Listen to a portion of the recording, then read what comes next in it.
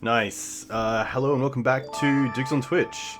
Hey, Alex, a huge thank you for the second month sub. That is very cool. Big fan of yours. Hopefully, a big fan of mine. Obviously, with the second month of Twitch sub is very cool. So thank you very much. Hello and welcome back to Dukes on Twitch. We are back today with BANT Maverick. A few changes to the list that we did a 4-1 with on the weekend. Some subtle changes that we'll go through right now. Uro was pretty strong when we found it, but we didn't really want to search for it at any time. So I have dropped Uro down to 1, which does mean we'll probably see it a lot less, even though we didn't really see it on 2. But it's really nice just to have as the target for Green Suns. It's a card that we can make use of from the graveyard and use that more of a resource rather than just relying on Scavenging Ooze. So Uro is pretty sweet. I really like the interaction that it has with Karakas and Rest in Peace, and that if your opponent has Rest in Peace out, you can still cast Uro, get the ETB, and then Karakas back Uro to your hand before it actually goes to the graveyard or gets exiled, which is very cool.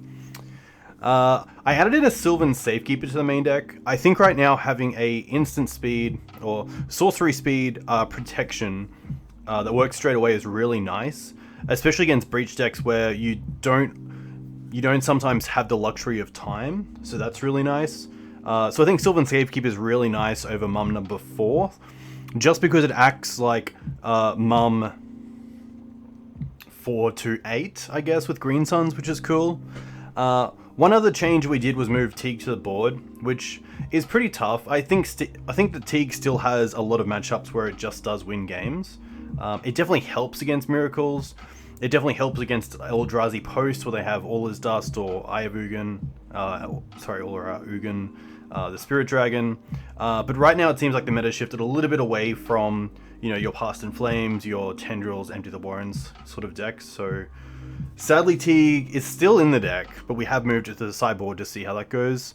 I think right now the Dryad Arbor is the really good piece of disruption for combo, especially against Breach, and especially in game 1. So I think having Dryad Militant and Sylvan Safekeeper in the deck is going to cause a lot of issues for our opponents, if we can get them both together.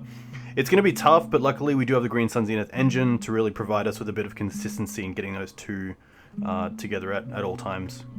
We're also playing Jide in the sideboard, just to shore up some of the fair creature matchups. We aren't running a Stoneforge Mystic package, of course. We're running Collector Ouphe in the main deck, which is really nice. I think it definitely helps us, and I think the fair matchups Maverick tends to beat down on pretty well. So that's going to be interesting to see. We're still running 2 Teferi, 2 Oko. I really want to cast a Green Suns at instant speed. Please deck. But I think these are just 2 really good cards that are even better in this deck because we have the opportunity to actually cast them on turn 1. Whereas a lot of decks that play, your 3-drop Teferi, your 3-drop Oko, they're coming out on turn 3, turn 4. So that's a nice little advantage. On top of that is that our 3/3s with Exalted are bigger than their 3/3s, which is pretty cool. So looking forward to the Oko matchups, which isn't something that usually a creature matchup or a creature deck says, which is pretty fun. So Questing Beast, Qasali Pridemage, Collector Ouphe, Scryb Ranger, Scavenging Ooze, Dryad Militant, and Safekeeper are kind of our silver bullets with Green Suns. We're still running the 5 Mana Dorks. I did have 2 birds, 1 Noble Hierarch, kind of playing around Engineer, but also having just a second flyer in case we need a blocker for like a Delver or a Marit Large, just in case. But I think just the consistency of having those exalted creatures is really nice. What is Questing Beast for? Questing Beast does a few really good things. I'm not sure if it's just our time slot, but I play against a lot of lands, so having a card that doesn't worry about Maze of Ith is really nice. It's also really good against some of the Planeswalker decks where you have creatures with Exalted. So something like if your opponent plays a Jace and ticks it up to 5, if we have a Noble Hierarch out, then drawing a Green Suns could just be a pretty easy kill for the Jace with Questing Beast. It also is really good against True Name. Although True Name's on the downtick, it definitely has a pretty good, a pretty positive effect against this deck for my opponents. So having a card that beats Questing Beast is really nice. You can run Shifting Ceratops as well. Shifting Ceratops is pretty sweet, and it probably beats out that it has uncounterability and reach. I just don't like that you have to sink mana into it. I like that Questing Beast is a 4-drop, and that's it. You can save it with your own Karakas. It has the downside of your opponent being able to Karakas it, but I think Questing Beast has done a lot for me. It's definitely really nice against Mentor decks, because usually they can't block it, and they can't really get enough up to get through it. So that's going to be interesting to see, hopefully tonight. I guess Uro can go in this pile.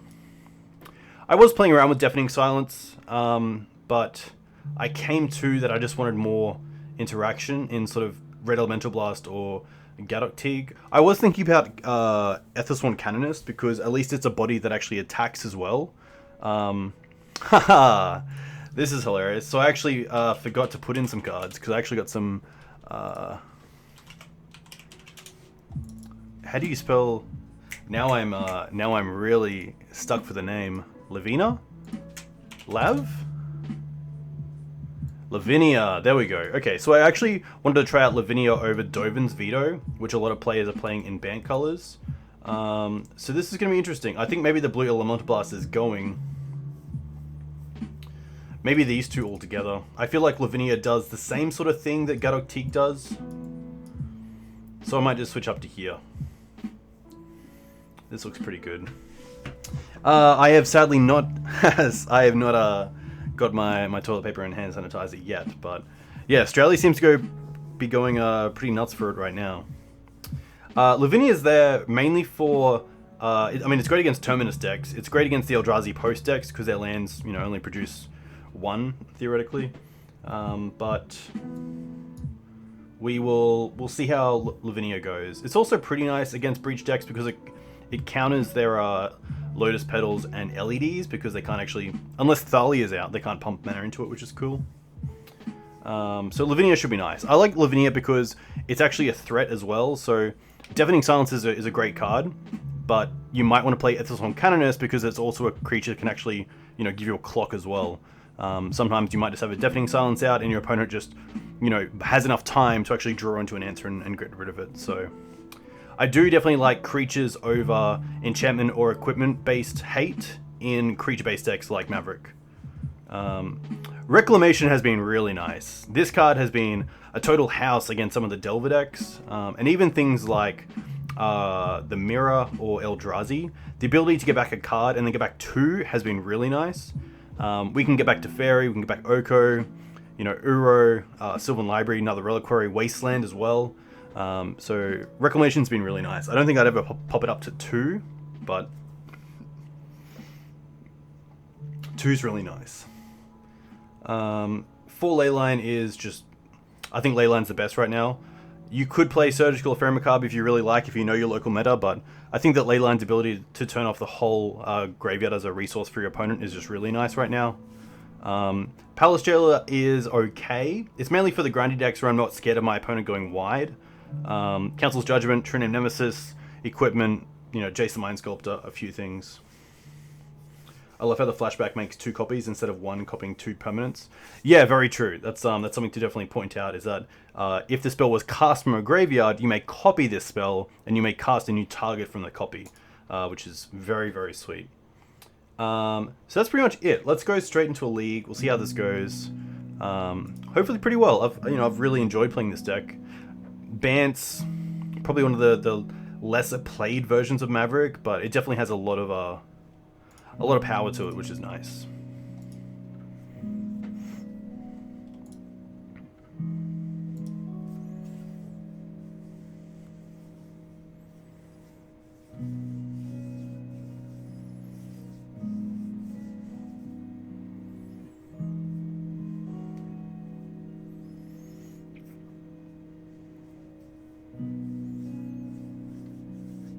But it copies itself on resolution, so 1 counterspell still gets it right. That's an interesting question. I believe that's correct. Let me have a quick read. If the spell was cast, yes, so it triggers on cast. So if you cast this and your opponent counters it, you still get the copy, which is really nice. Alright, let's see how this goes. Should be pretty fun. This hand is fine. This hand is fine. A little bit slow. The interesting thing is that we have a ton of lands, so I kind of don't want to Green Suns for Dryad Arbor straight up and kind of not waste the Green Suns, but, you know, we already have a lot of land as a resource, so a turn 2 Knight... Turn 2 Knight's still nice.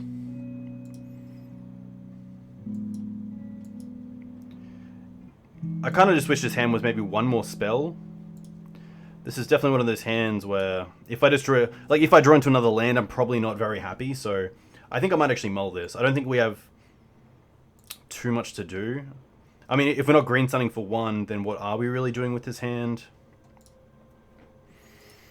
Would I keep this at a tournament? I probably wouldn't. I'm gonna mulligan this. This hand is really nice. So I'm definitely going to keep this. The answer is what do I want to drop? And I think it might be the Ouphe. Unless I knew what my opponent was on, I might keep the Ouphe if I know it's D&T or if it's going to be Breach. But seeing that we have Green Suns as well, against both those decks, Green Suns is kind of protected. So if we really need Ouphe, we can go and get it. So I'm just going to drop Ouphe here. We still have a really nice turn 2 play in Sylvan Library as well, so... And it looks like it is going to be in D&T, maybe.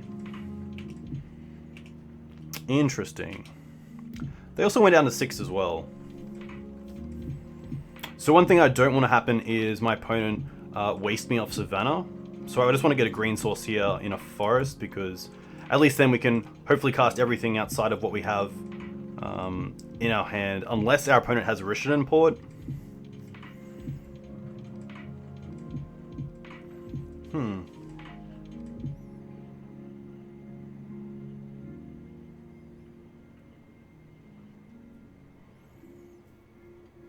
Mavaroko? Let's go for Snow-Covered Forest. Play a Hierarch. Hope they don't have the sword here. Nice. So next turn we might even be able to get out ahead with a Sylvan Library and another Noble Hierarch. Chalice on 1, interesting. Well, that does stop this Hierarch, but it doesn't stop the Sylvan Library or Green Suns.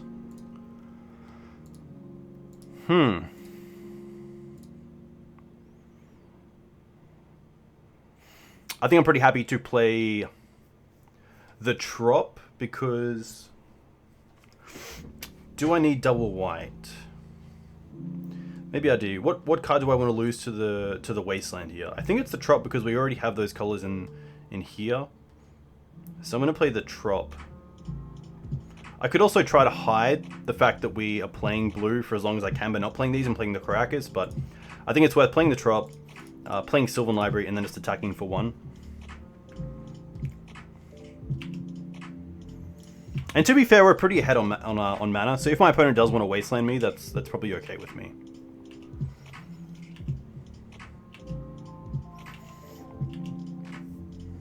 Interesting to see the main deck Chalices. Maybe that's some sort of consideration for...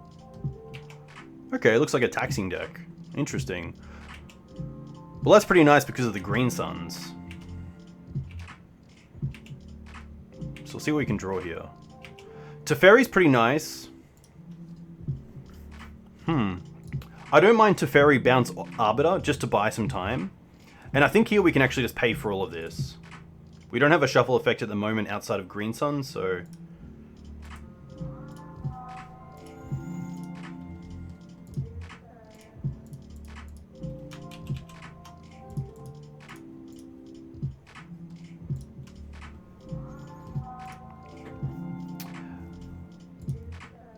Ah, sorry. Haha, come on now. There we go.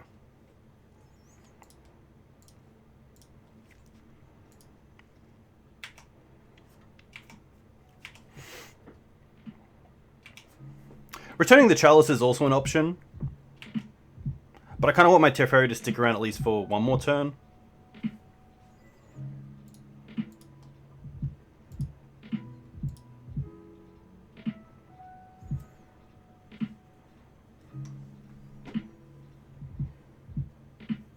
Uptick's interesting as well, yeah.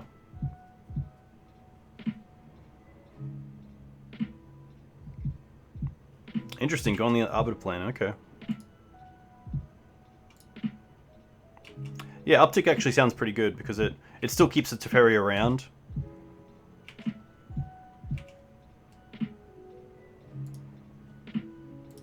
Okay, okay. Interesting.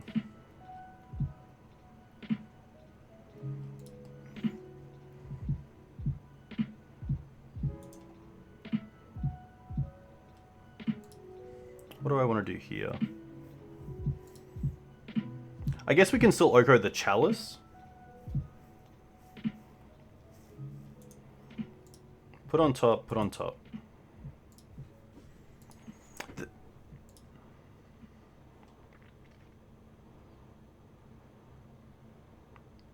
Play land for turn.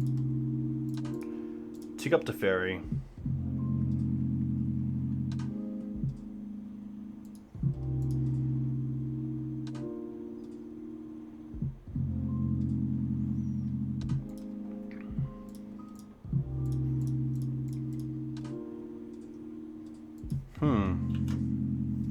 So I could keep the Noble back if I'm just going to cast a Fairy here to block the Arbiter.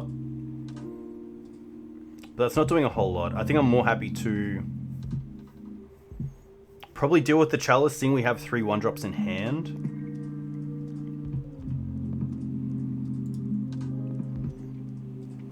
I can't really Green Suns because the Arbiter costs 2. This is an interesting one. I could also make the Noble Hierarch a 3/3. That's an interesting play.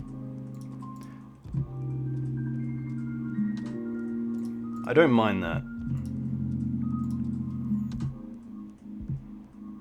Then we kind of force them to have some sort of interaction for the Hierarch. It might even force them to use something like a Flicker Wisp.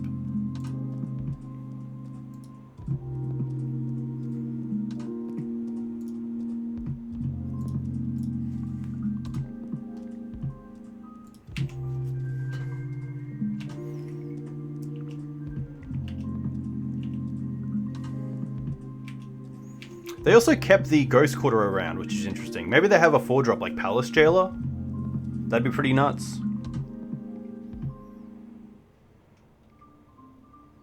Okay.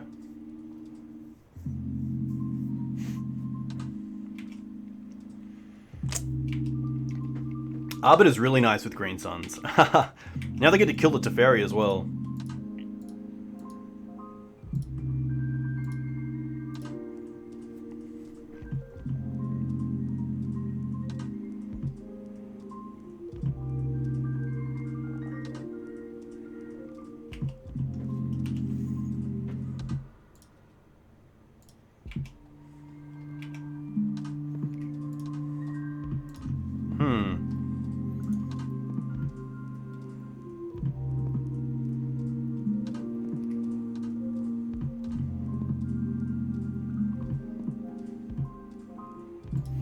Put on top, put on top.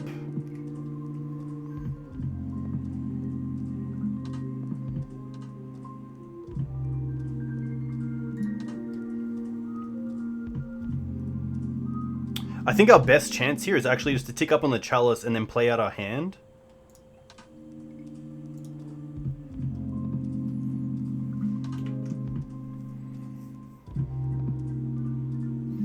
Elk the Abbot and Green Suns for Night is very interesting. We don't lose the Oko either there. It also makes the Ghost Quarter a lot worse as well, which is kind of nice. So I think we'll definitely... Maybe I want to keep this fetch land around for Dryad Arbor.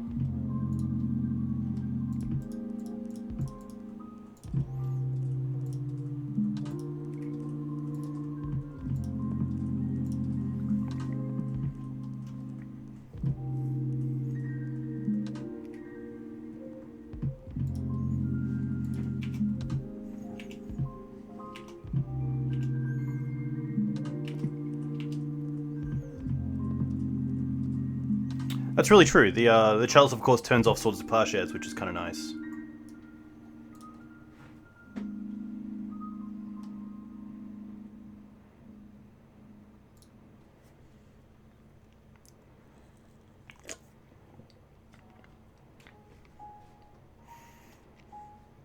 I do wish these Arbiter builds saw more play in Legacy. I mean, Strip Mine is definitely a very good thing. Another Palace Jailer, wow, okay.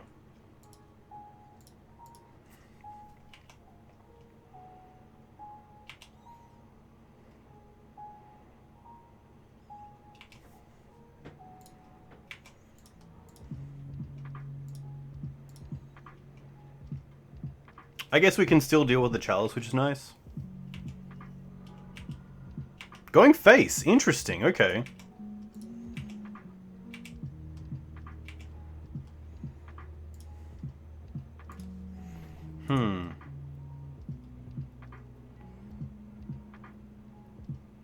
Oh, I can get Questing Beast. Questing Beast is pretty nice. Questing Beast is really nice. They can't really block with any creatures. So let's go... Yeah, Questing Beast is really nice. Because we get back both these creatures. Even though I got the Karakas, I don't really care. So let's go put on top, put on top.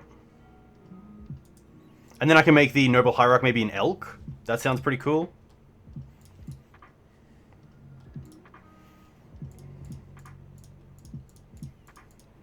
This is pretty sweet.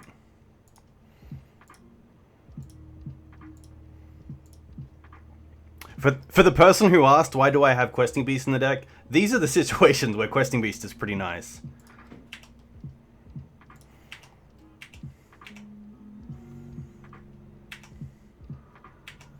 Get back 2 more creatures. And now I can even turn my Noble Hierarch into a 3/3. That's nice.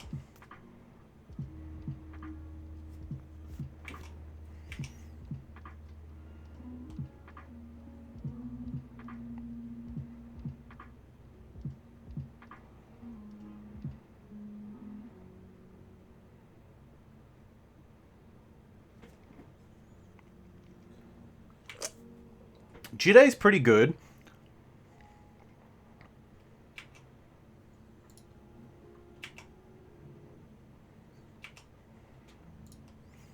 I wonder how they attack here.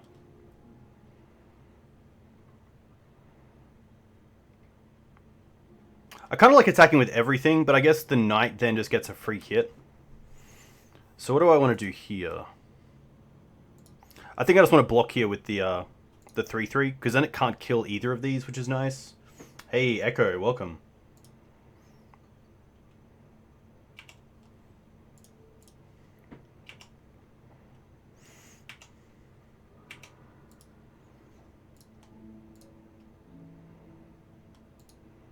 Wow, okay. I guess because, you know, the Jidai is going to get Okoed, which is pretty nice, but I mean, like, Questing Beast there was the reason why this game got turned around. Maybe I should have actually gone for the Chalice earlier. I think we would have lost that game if we didn't draw into Green Suns.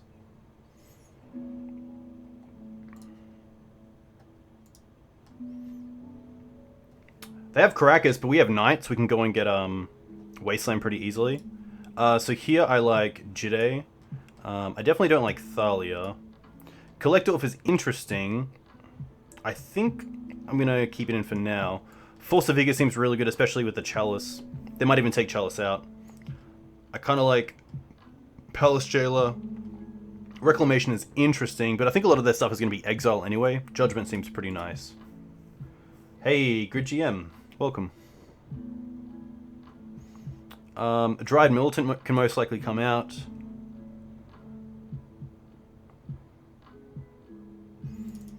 So what are we looking at? Looking at 62. Hey, Milos. Welcome to the stream. I still like Teferi because it can bounce permanents that are kind of annoying. Sylvan Safekeeper is interesting. Maybe not for this deck, although I don't mind it, especially in response to like a Palace Jailer trigger or something. Screws can most likely come out. I think they're going to bring in Rest in Peace most likely, so we'll see how that goes. Yeah, Ouphe's an interesting one. I think because I don't really care about most of their Maybe if they have... I think Aether Vial is the way that they win this game, so maybe Collector Ouphe is okay in the deck. Yeah, Uro is interesting. Uro is still fine with Rest in Peace because you get the ETB and you can return it with Karakas, but I guess that's kind of Christmas land. Maybe it is just Uro in this matchup. And this is 60, so I'm pretty happy with this. There is definitely thought about Reclamation, but yeah, I think most of the results of any sort of trades in this game are going to be Exile, so we'll see how this goes. Oh, interesting. I got to keep one card. Maybe it is Reclamation. Is it? This is an interesting one. Let's go with... Uro's fine. Uro's fine. Looks like we have a 61 card deck. Interesting. Why can't I... There we go. Okay. I know Nathaniel Cock is coming down for Adelaide Eternal, which would be very cool. But I'm not sure of anyone else. A one-lander. A one-lander is pretty rough. We do have Green Sun straight away for Dryad Arbor. And then if we draw into a land over the next 2 turns, we have both Teferi or Oko to play around with. But I'm not a big fan of losing a game just because we kept a one-lander and we lost to that, so I'm going to mulligan this. Not that great either. The one land being Wasteland.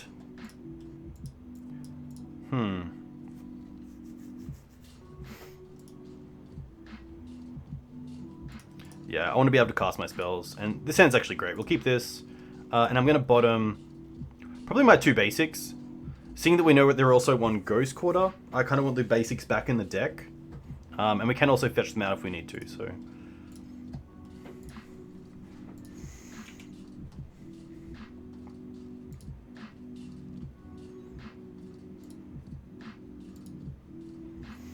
Yeah, keeping a 1-lander versus D&T is also an order lose, so you got to take it with a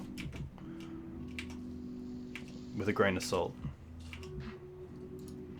Knight's pretty nice, and Knight for me is probably an indication that I want to just fetch for a forest here, get a Green Suns, and then go for Savannah next turn into Knight.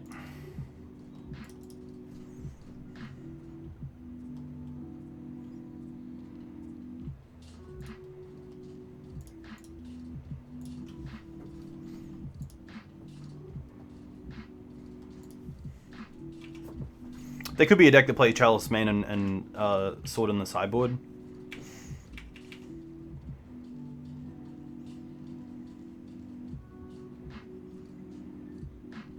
Wasteland, okay.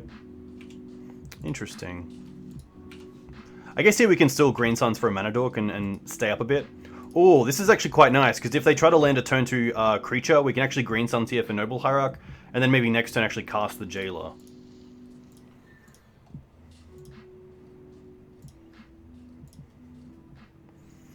Just try to get really, really in front.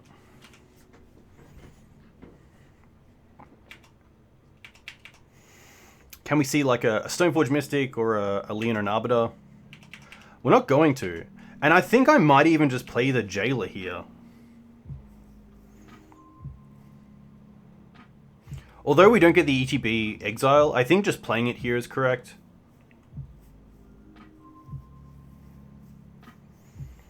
What am I really scared of? Maybe I'll go with hold up Karakas and then just wait a turn for Jailer. Maybe patience is the key because we do have the Knight already as a great turn 1 play.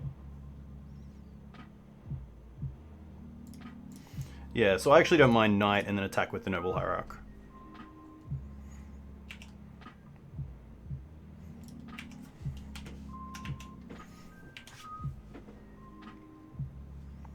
Containment Priest, okay. That's pretty good.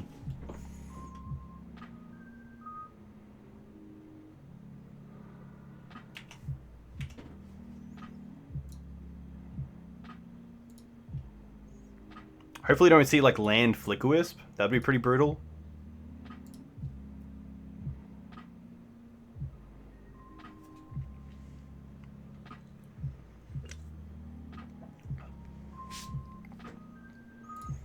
What do they name? Human, okay. Judgment. That's going to be fine. Alright, well now Jailer seems really good.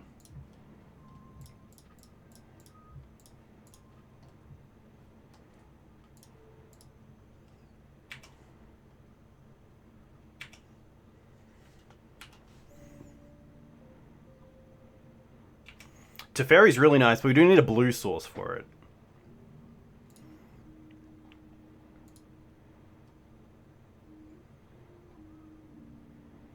So if our opponent plays a Palace Jailer here, we have to draw into either a blue source, a creature, or a removal spell in our end step or draw step.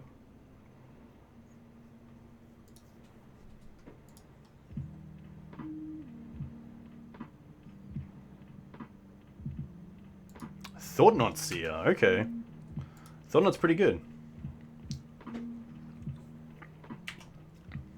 Oh. Well then.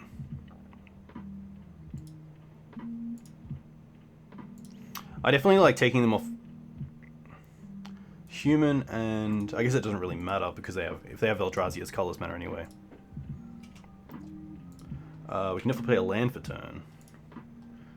And hopefully draw a Sword to Plowshares? Knight. Okay, not the worst.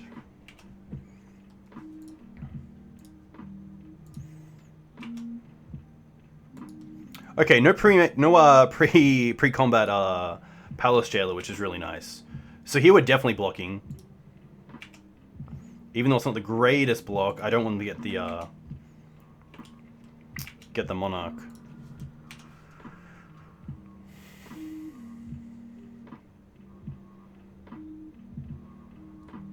Mirren is very good. And Double Knight just doesn't cut it. So I think we have to leave up white for Swords to Plowshares, and hopefully that's okay if we can draw into it. Trop.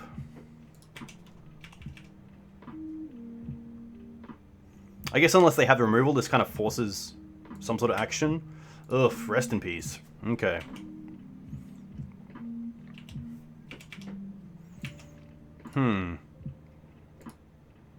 Interesting they didn't attack with both. Maybe they don't want us to get back the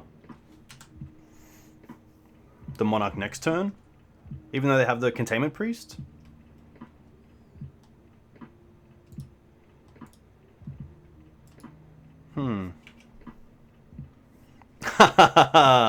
Classic.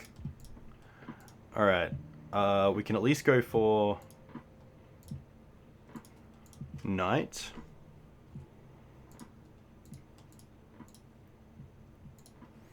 Knight.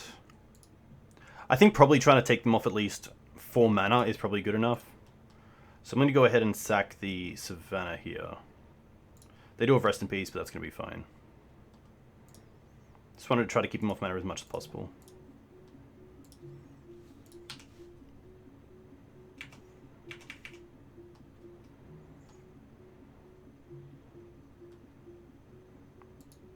I'd love to see like Declaration in Stone or something like that from my opponent. I mean, it would make sense, especially seeing that they're on like a Chalice deck. They might have a lot of 2 mana removal, like Blessed Alliance or some sort of spell, just like.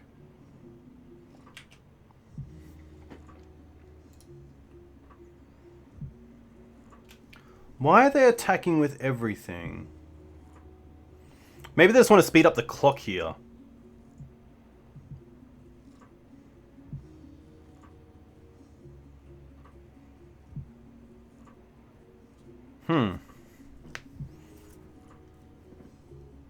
I think drawing a random card is better than having 2 knights. So even though we 2-for-1 ourselves on Thought-Knot, we'd get back a card. We've already lost a card, but I think it's worth it trying to dig for something like Source of Plowshares, because we have no other outs to our Mirror Crusader other than like Mother of Runes, so I don't mind the double block here.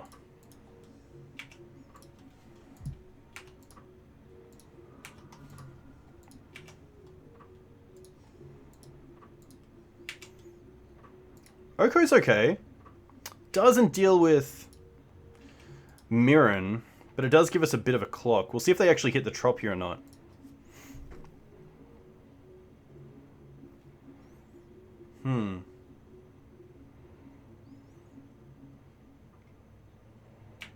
Jide. Okay, well that's definitely becoming a 3/3, which is even a little bit harder.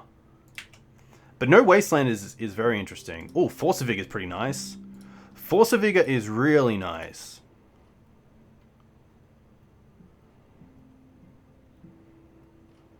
I think it's worth holding up.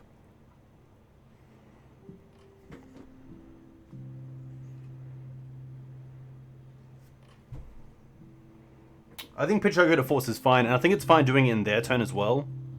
Because they most likely, 99% of the time, are going to actually equip this Jide.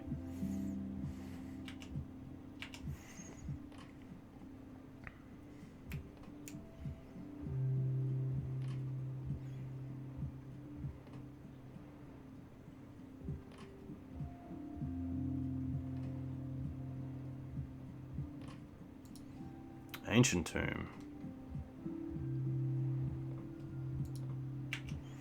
Alright. See if they attack with both. Okay.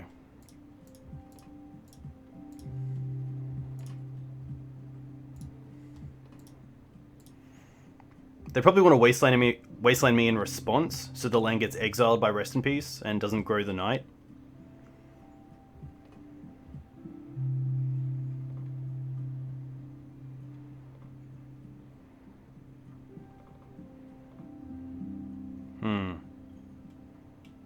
That's fine.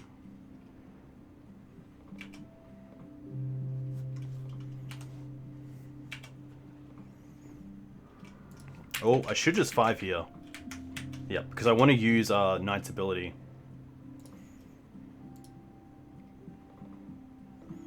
Thalia, okay. Do I want to use Knight's ability? I think I do, just to get it bigger than a 2/2.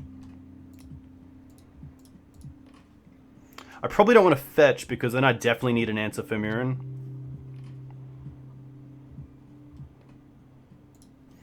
So I'm going to sack Forest and get Forest.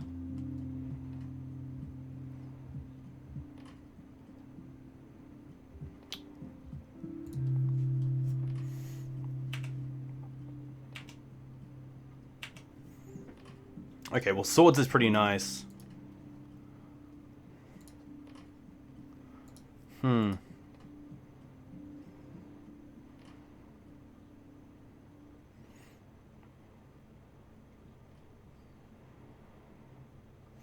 Okay, so what I can do is go and get Karakas. So I think I can float a white, sack this, return Thalia, play Oko, and then still have the Mirren. Okay, so let's go sack white, sack this, go and get Karakas. Go and get Karakas. We don't have Karakas. Karakas is gone. Karakas is gone. Ah, classic. Alright, adapt. Adapt.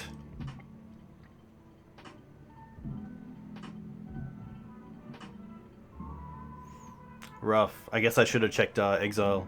There it is. Yeah, of course. They actually exiled it last turn. That's very true. Oof. Okay. Let's go for Savannah.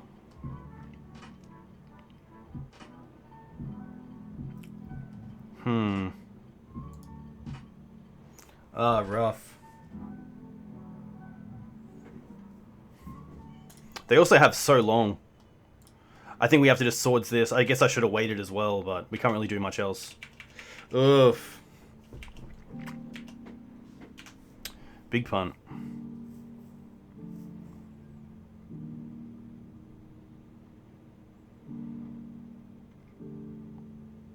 Not good enough.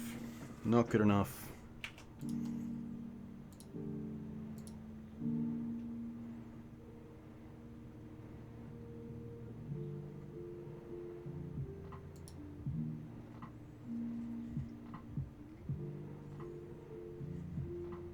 Yeah, okay, that's definitely a concession. I think we just run this back, seeing what we have.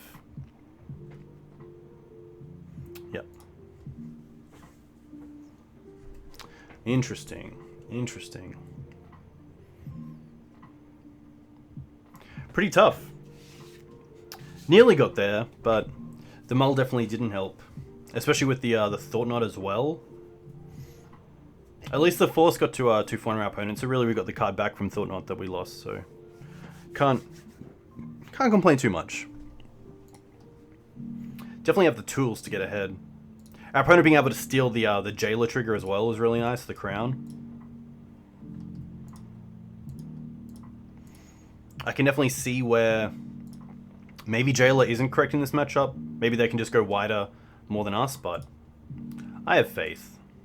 I have faith in this.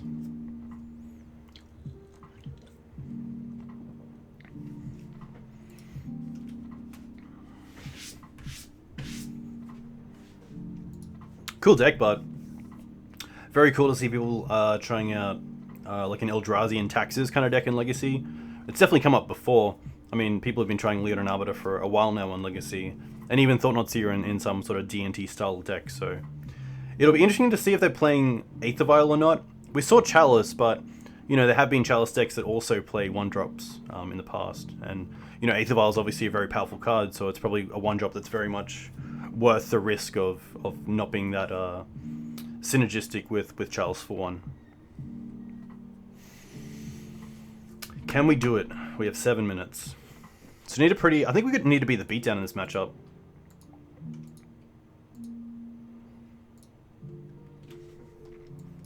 Tough, bud.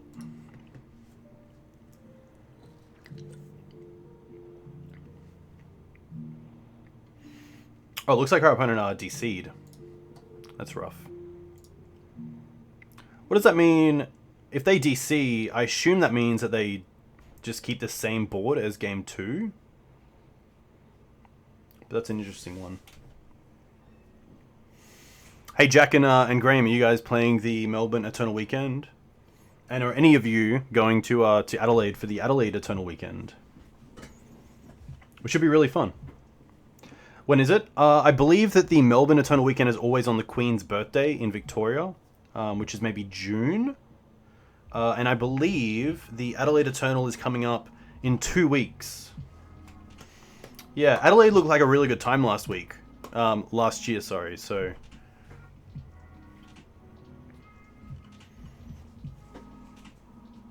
I've heard the UK has a pretty good, like, monthly Legacy tournament, I believe. Hey, Jesus, welcome to the stream. Good to see you. Why did opponent DC? I don't know. Maybe their first name is Washington. That's not even great. Okay, let's go. On the play. I think this hand is okay because we can cast everything that we draw into. And the mum's quite nice. A little bit soft to Chalice, but I think this is fine. I think I'm going to actually lead on the Noble Hierarch because drawing a 3-drop like Teferi or Oko just outweighs the power of mum being online. Where's the unsub button? Alex, come on, man. I'm sorry. I didn't mean to. I'll buy you a beer if I ever meet you. Alright. Let's go straight for... I'm just going to get a forest here.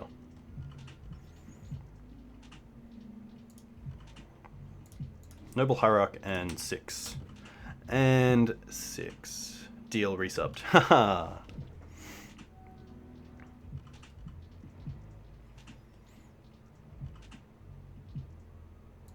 Chrome Mox. Interesting.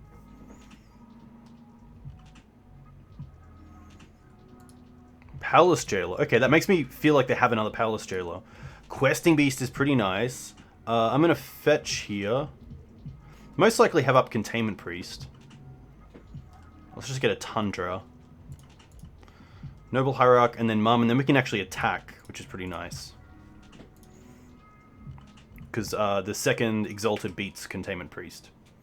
It doesn't beat something like Blessed Alliance, but let's be honest. I don't think we're seeing that here, especially on the Noble Hierarch.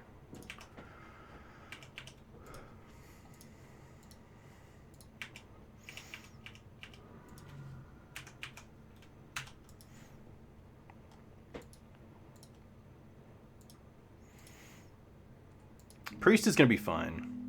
Just going to 6 here, we have nothing else to do, really. Thought Knot would be really annoying. I don't want to see Thought Knot. Palace Jail is actually okay, because now this questing beast is going to deal with everything big time. Take Mom, that's fine, we get it back. Wasteland would be really nice if we can take care of this Ancient Tomb. Knight. Okay, I'm still keen on Beast. Probably play the Verdant Catacombs, so if we draw into Swords to Plowshares, we can hold it up.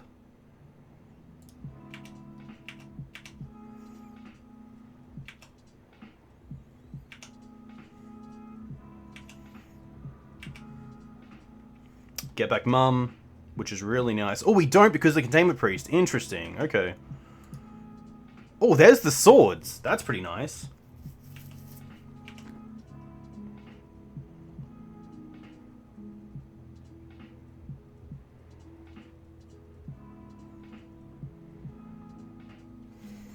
The swords was really nice. I mean, that's exactly why we played the fetch land. I guess we could have actually fetched and then held up a Noble Hierarch as a blocker as well, but this kind of hopefully works out pretty nicely. Ghost Quarter, okay.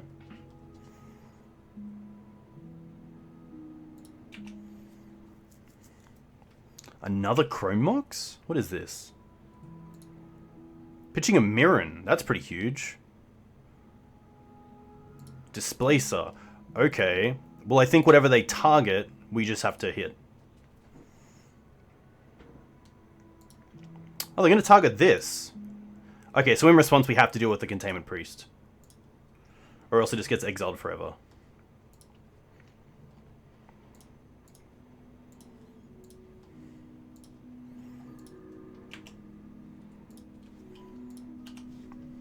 Alright. Palace Jailer with Eldrazi Displacer is pretty busted though, so we need to draw into another removal spell somehow.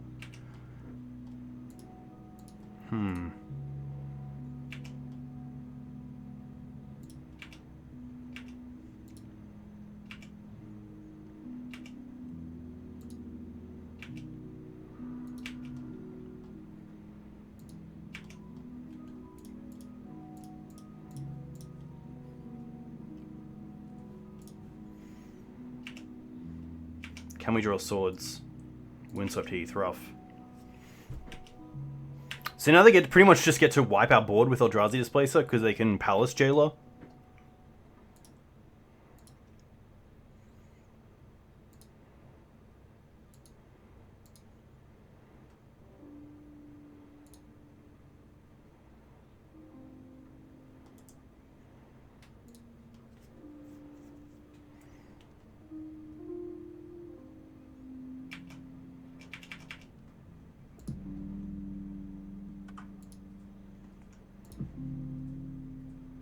No attacks, interesting. Allowing us to draw Wasteland. Wasteland's pretty nice.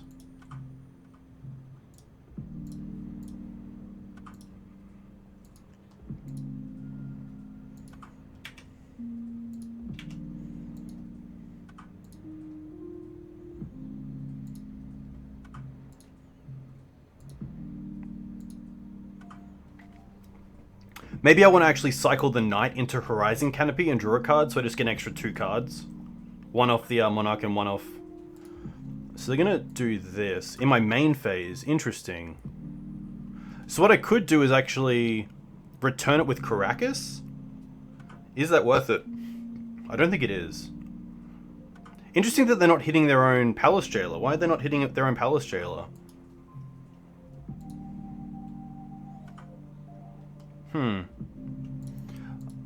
This is okay. And now we can go to combat and see what they do. They're going to allow us to attack. Interesting.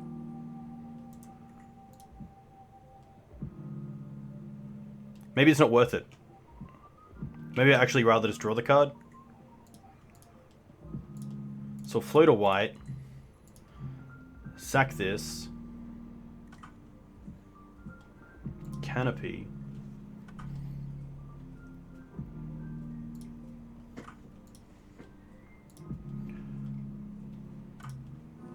Draw a card. Teferi's pretty nice. What does Teferi do? I guess we can return a Chrome Mox. can definitely cast it. Maybe it's just Return Eldrazi Displacer. Don't have... Interesting, okay.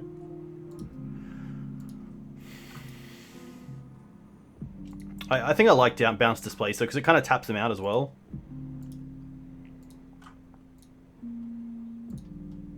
Oh, if we get Scryb Ranger, that'd be so good. Put in Scryb Ranger, untap the Knight, get Karakas, return the Questing Beast if they target it here.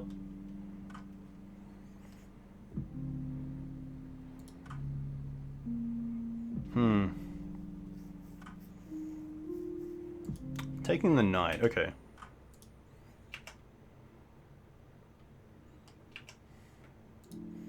So this comes down, we bounce the Displacer and draw a card. Palace Jailer, alright.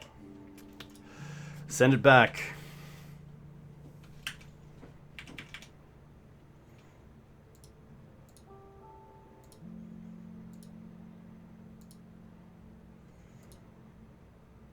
This has been a really good game. Just fun, interactive, like, creature matchups are really good. It's always scary when your opponent plays Chrome pitch Palace Jailer and then Chrome pitch Mirren Crusader against the green-white deck.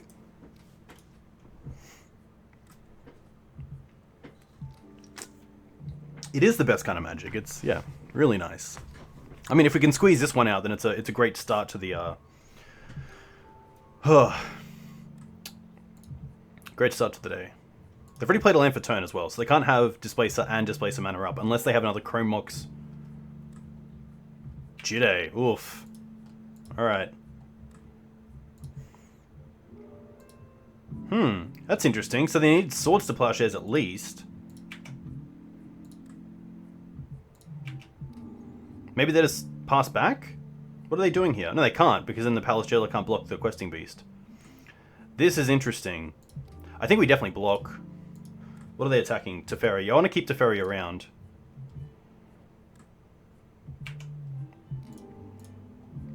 Noble Hierarchs are dying anyway, so...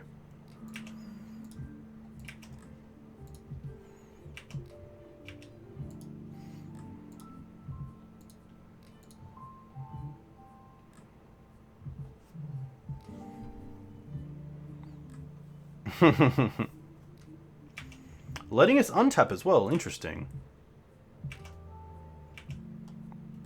Green Suns. Oh, interesting. I can Green Suns at instant speed if I want to. I could Green Suns for Collector Ouphe. That's pretty interesting. I think that's... I'm going to try it. Although it's not... Let's go for this. Tick up to Fairy, and then Green Suns for Collector Ouphe and see what they do. They can plow, but they need plow.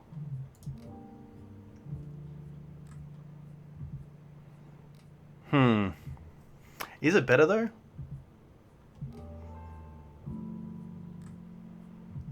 They can gain 4.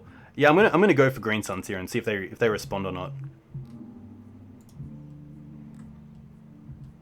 Oh, they don't! They don't respond! Wow! Wow! They don't respond to Green Suns. Wicked game. Very cool game. Yeah, because they can still gain life from the Jide, even if Teferi's ticked up, but... Maybe they thought... I feel like opponents always think I'm going for, like, Qasali Pridemage instead. Yeah, blue definitely helped there, especially the Planeswalkers. We didn't see Uro, but... Yeah, like, the Planeswalkers definitely help, which is nice. That is buy time. They kind of create sub-games that the creature deck... So, yeah, it's interesting, because I feel like with the creature matchups, it's always beatdown versus beatdown, and life total versus life total. But if you create a sub-game of, like, Okos and Teferis, you then have your opponents going for them instead of you, and it buys you time. They, of course, give you outs to a lot of things, like Jide, which is really nice.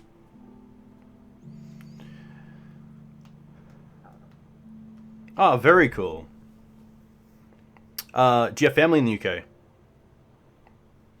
I think green-white is really nice. Green-white is really consistent, but you don't have the outs that other colors do, which is rough.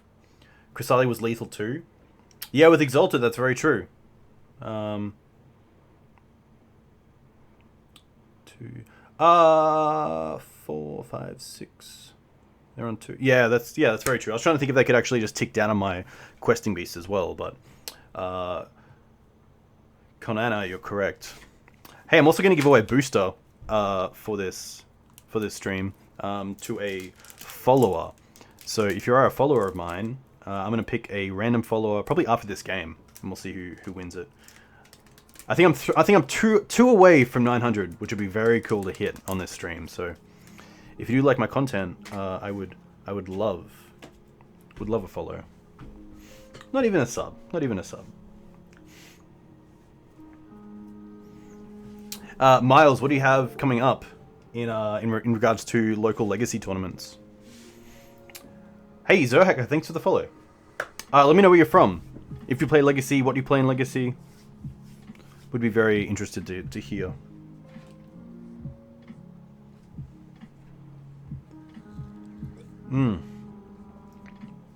Saving for the UK, that's fair. Hey Konana, thanks for the follow. Is that? I think that's it. I think that's the big 9-0. Oh, 900.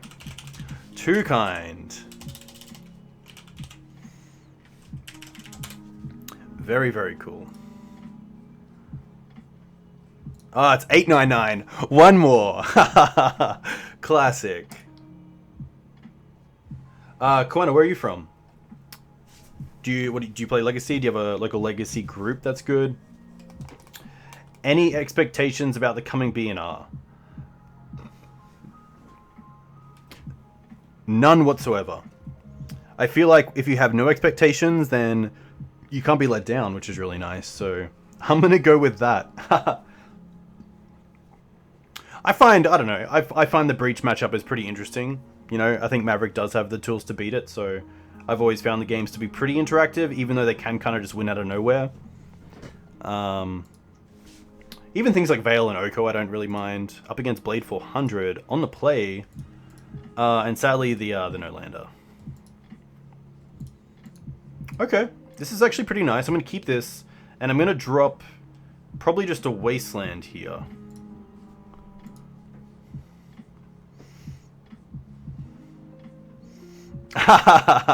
Classic.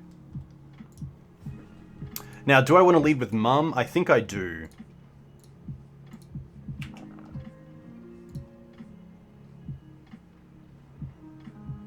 Yep.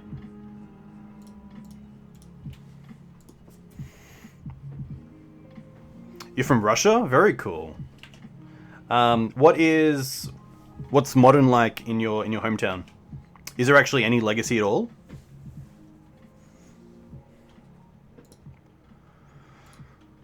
Interesting. Okay.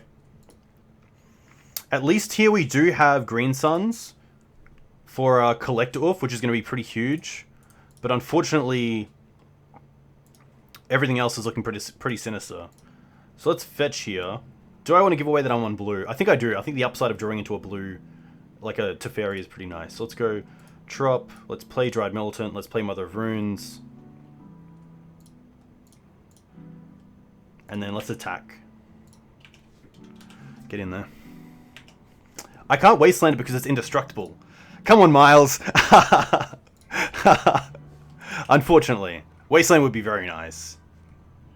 Oh, Ancient Tomb. Okay. If they have Grim Tutor here, then it's going to be a pretty grim experience for me. No pun intended. 3 mana.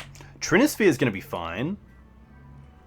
I can still go for Collector Ouphe here. And I think I definitely do with that second Wasteland. Just to make sure we don't lose it to something weird.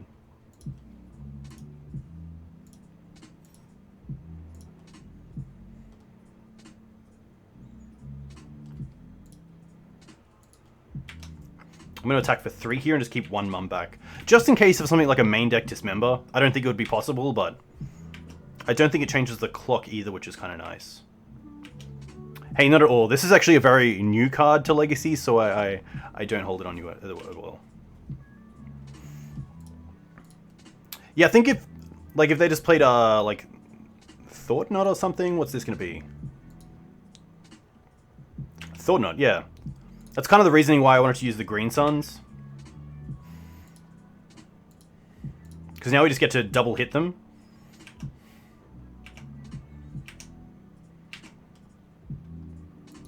Another Green Suns. Okay, well now I can just Green Suns for Night. But I think it's actually better to hold that back. I think double Green Suns is definitely the way to go here. Double Wasteland. Is it? I'm definitely getting rid of the Ancient Tomb.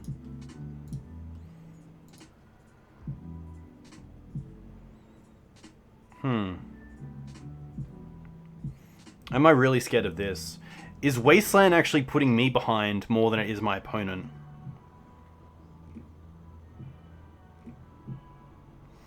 What do we have at 2 that's kind of cool? We have Qasali Pridemage. Which doesn't do a whole lot here, but it does give me Exalted. Let's have a quick look at the deck. Scryb Ranger.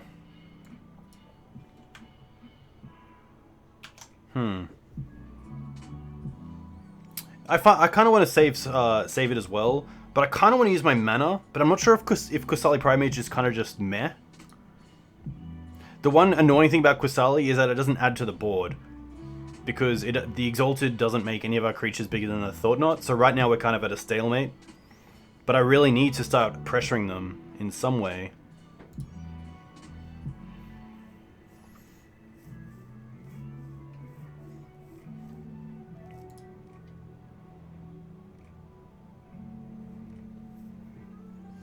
Yeah, I guess Green Suns there as well does turn on Karakas, which is nice. Screws makes it so you can trade with useless mums, and then Screws take over. Yeah, that's very true.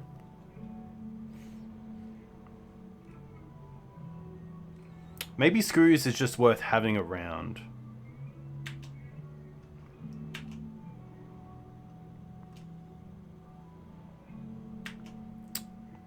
Kind of feel like a wasted turn there. If I was going to waste, I'd much rather Night there than just Wasteland.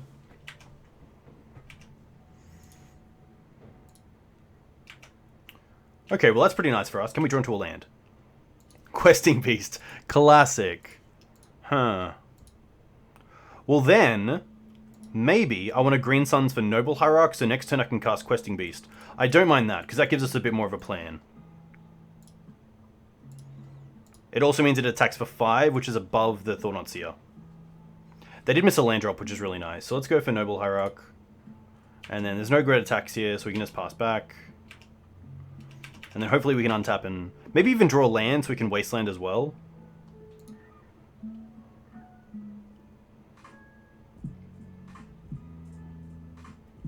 Walking Blister is fine, if this is what it is. They can't actually do it because of Trinisphere.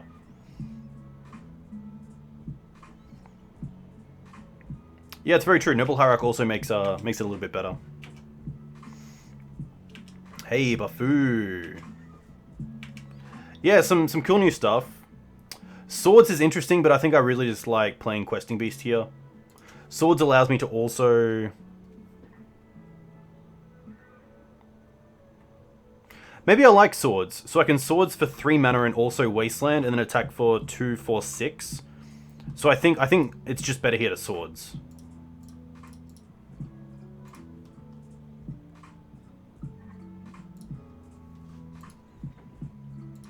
See what we draw into as well. Yeah, they're just going to concede. Okay. Well, at least we know what we're up against. I do like this card. I think it's really good because it kind of stops their mana rocks a little bit. So because a lot of their soul lands actually tap for 2, they can't cast something like All Is Dust or Ugin until they actually have the mana for it. So we can definitely drop 3 mums, and I don't mind dropping the Sylvan Safekeeper. Council's Judgment seems great. Force seems great. Palace Jailer is interesting. I don't mind it.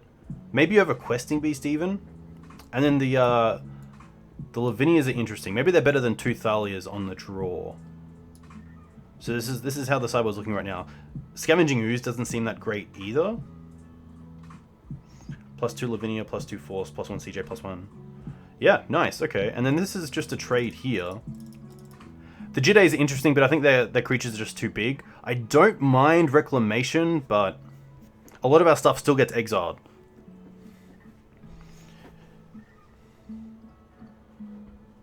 You're playing Breach? Classic. Classic. Do I want anything else? Is there anything in this list that is worse than everything else? Maybe Scavenging Ooze. I kind of want to play around with Reclamation. Maybe not. Maybe this is fine.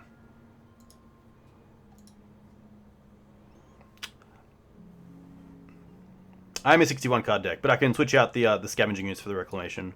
But I think that Scooze is okay, especially if we have to like chump block a bunch of Thought Knots and then we drop Scooze, which is kind of nice. I think we can at least play another game, and if we win this, it's great, and if not, we can come back to the sideboard and reevaluate what we have.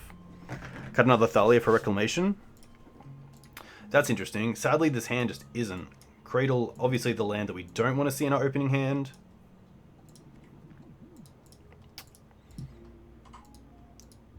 No! No! I still think this is okay. There's a high chance we draw into a green source. I think this is fine. And probably drop the Cradle. We don't really need the Cradle if we have the Scryb Ranger and the Noble Hierarch.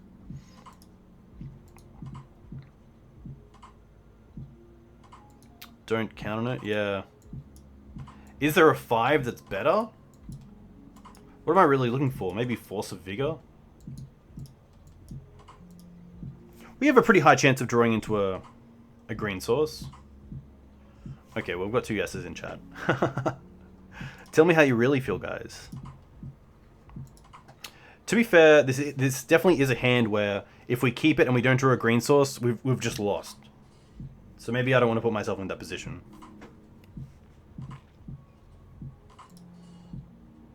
The 7 was very good. Jailer's pretty good. I'm going to keep this, and I'm going to drop the Uro. Drop Uro. Oko's pretty nice. If they don't have a Cradle start, sorry, or a Chalice start, we can Green Suns for Dryad Arbor. Maybe I don't mind dropping the Tundra here and keep these. I like that.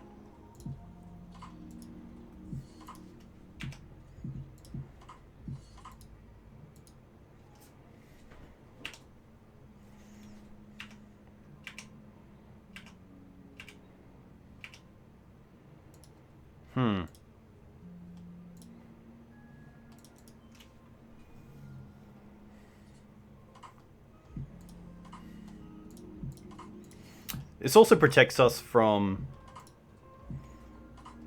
Trinisphere, which is kind of nice.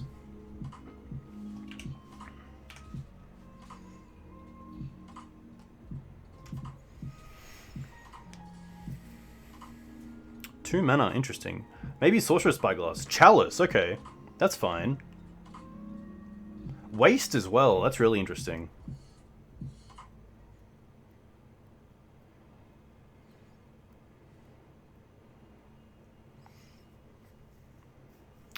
Lavinia is pretty nice because it usually doesn't stop Green Suns outside of using your Mana Dorks or your Gaia's Cradle, which is kind of cool. I like how it actually brings up that they control 2 lands as well, just to give you an idea of how many lands they control. Yeah, it's pretty much one-sided. Unless you're playing like Tormod's Crypt and you want to bring it in with Lavinia against the deck, it's... yeah. This is a deck that I have in paper that I haven't actually tried out yet because I don't like how they play both the keys and also Chalice, but I can definitely see the appeal and just how good the key can be with cards like Grim Monolith or if they're playing the 4 mana one that's tapped for 3.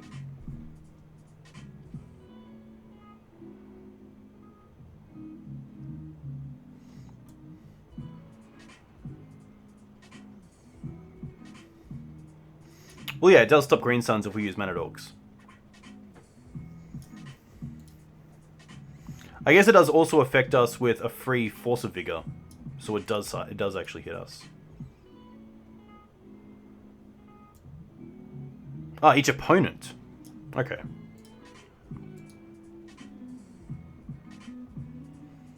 Seems unfair. Should be both people. I guess that's why Breach actually sideboards it in Jeskai. That makes a lot of sense now.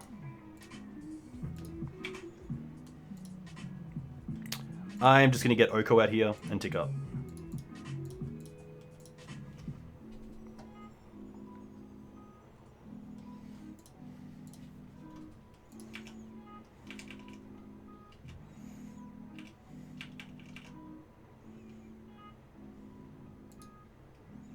Clappost is fine because it opens up Wasteland, which is nice. And even if they source for a Spyglass here, it's not too bad. Another Chalice for 1. Okay, they really don't like Chalice here. So now we get to play Lavinia as well. So let's go Wasteland. Cast Lavinia. Wasteland Cloudpost.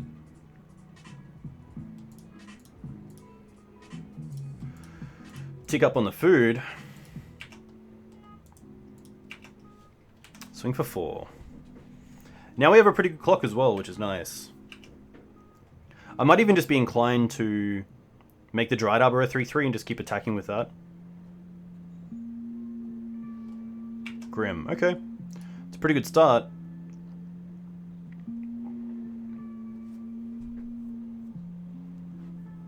Yeah, maybe they started Chalices back in on the... No, this is game 2, right? Yeah, maybe they just kept Chalice in. Maybe they thought the lock was good enough. Interesting. Not using it straight away. Sylvan Library. I probably want to hit Grim here, but I probably want to do it after I attack, of course.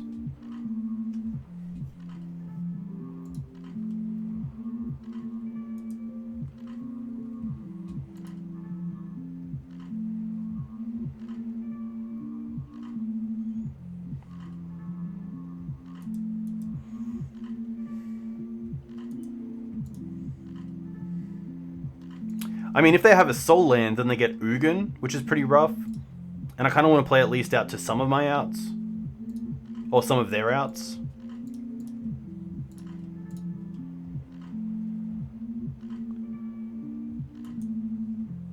It's non-creature spells. This doesn't affect... sorry, Ulamog, yeah.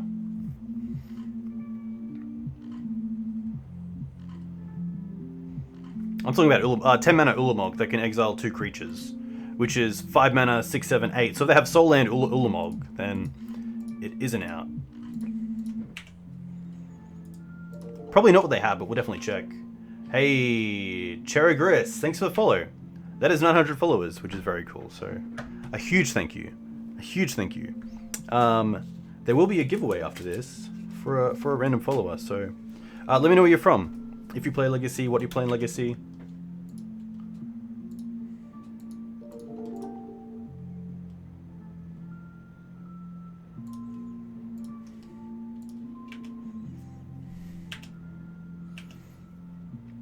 Hey, OG Trilla. Hey, thanks, Broch. Very cool. Hey, here we go. A little bit of a follow train. Very sweet. Yeah, OG Trilla. Let me know where you're from. Free stuff.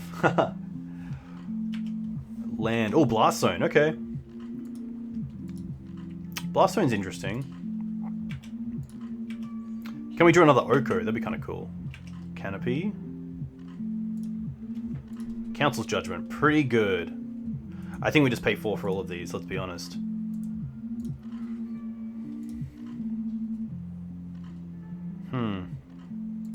Probably just want to draw a card here. We don't have a second white source, maybe that's a reason not to. Get rid of the Monolith.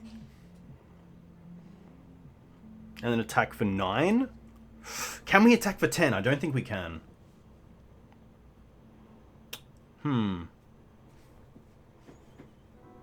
We definitely want to use Judgment. Do we? Yeah, we do, because we want to attack. We want to keep the pressure going.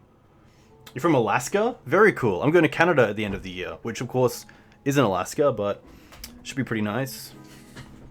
I've heard really good stuff about Brazil. I've heard they've actually got a really good legacy scene. Alright, let's go for Judgment.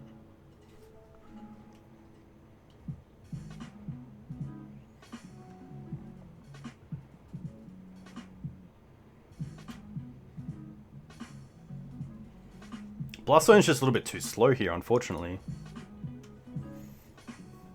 Yeah, Karakas seems really nice. Hopefully go to the Rockies, a few other places. Let's just tick up on Dryad Arbor and swing in. This also just diversifies our threats, so Blastzone isn't that great. If at all. It might just be too slow. They only have 2 cards in hand as well. Oh, they have something here. Nope. Close. Alright. Sadly can't cast anything else. We need another white source for the night. Tick up Blastzone. Okay.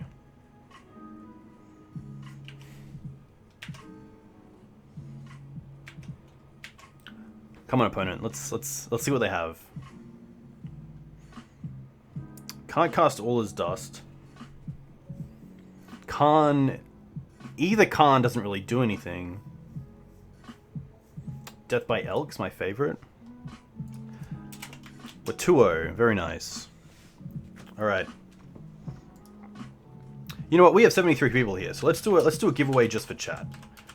I do love my followers, and I thank you very much. 900 is a very cool target, and we hit it. Going for the 1,000 in March, but this is very cool. A huge thank you to you guys for coming and watching me. Let's do this. All you gotta do is type Mav in chat. Oh, sorry, that's with a, yeah, M capital A capital V. That is M capital A capital V. And I'll send you this booster. We might even open it up on stream if that's cool with you for future winner. But yeah, I've been streaming for about a year now, so very cool to get pretty close to the 1,000 mark, the 1K. Hopefully a big giveaway then. That would be very cool to do. Hey, Ianari. Sound very familiar. Hey, Debinder. Very cool to see you. But yeah, some cool cards in here. Maybe an Uro. Maybe a god of some kind. That would be pretty cool. But yeah, a huge thank you to everyone. Theros is pretty sweet. A lot of new cards. Some hitting Legacy already. Some hitting Modern. Pioneer, of course. Standard. Uro seems to be the real bee's knees. I'm going to give you guys another 5 seconds to type in Mav in chat. And then we'll give this bad boy away. Here, Breach is half decent. Could be a Breach in here. That'd be pretty funny. Shadow Spear, yes. I'm a big Shadow Spear fan. I'd love to play it in Legacy. Get some reps with it. Seems pretty fun. Alright. We're going to close this up. Who do we get? Alright. Gelarium. Is it Gelarium? Gelarium? Gelarium! A huge congratulations. Would you like me to open the booster, or would you like it sent to you closed? Because I would love to open it. We would love to open it. Chat would love to open it. Okay, very cool. Thank you very much. If you want to PM me your details, your mail details, I will send them to you. Well, I'll get them away tomorrow. Alright. Ooh, good smell. Great smell. Foil Uro, let's go. Okay, here we go. We have a Final Flare, a Glory Bearers, a... I can't say that. I'm not saying that. Portent of Betrayal, very cool.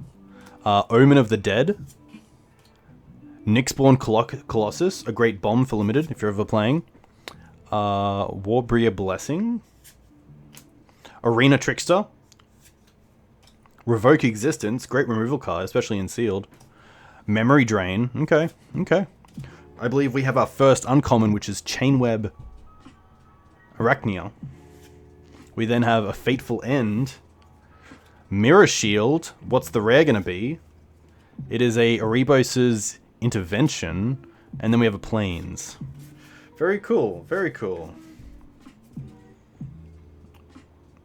Erebos' Intervention.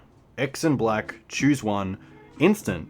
Target creature gets neg X till end of turn. You gain X life or exile up to twice X target cards from graveyards. That's pretty sweet. That sounds like an actual playable card, so congratulations. I'm going to get a drink really quickly. I'll be back in a second for round 3. Please stay right there, and I will be back in 2 seconds.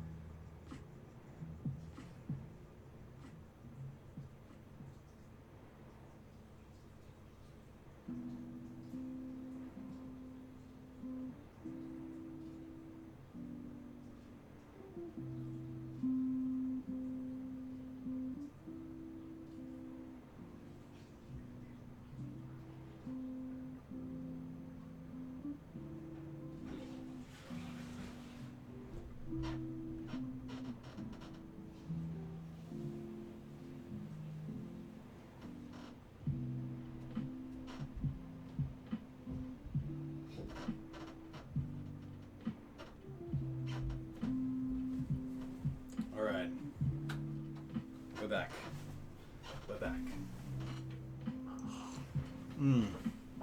Oh. Water is good. Water is good.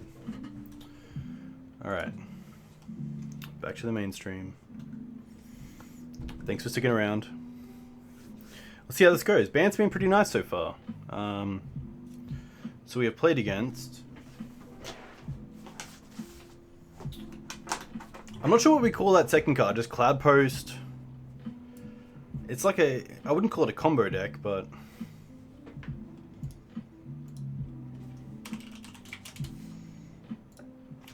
Golos Post? Okay, I like that name. Golos Post is cool.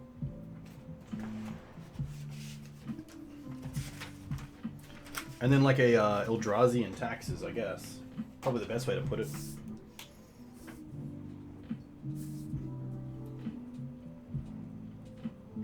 For anyone watching from Brisbane, my hometown, we actually have a Legacy tournament on this weekend where you can win a duel, which is pretty cool.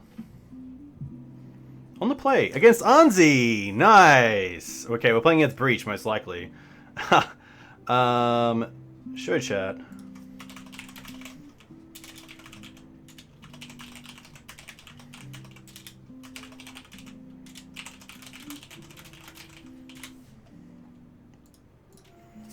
I think this hand is fine.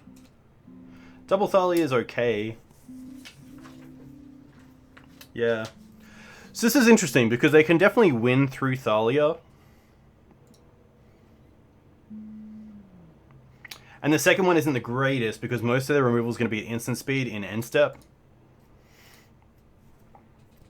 Maybe I want to mulligan to something like Green Suns or Dryad Militant because Dryad Militant's definitely the card that I really want.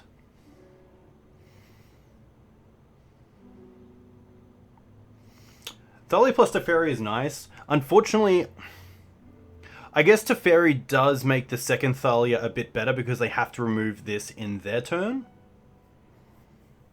No Dork, very true. So I think the play is probably turn 1 Dryad Arbor and then turn 2 Thalia, turn 4 Teferi. And then hopefully within the next 3 draw steps go along. You would mull, yeah. This is pretty much a 6, but if we cut out this Thalia, I'm probably keeping this as a 6. I'm probably not going to 5.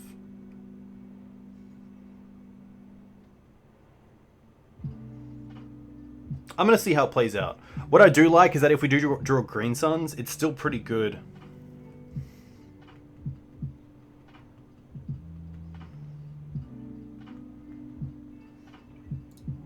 The sword is pretty dead.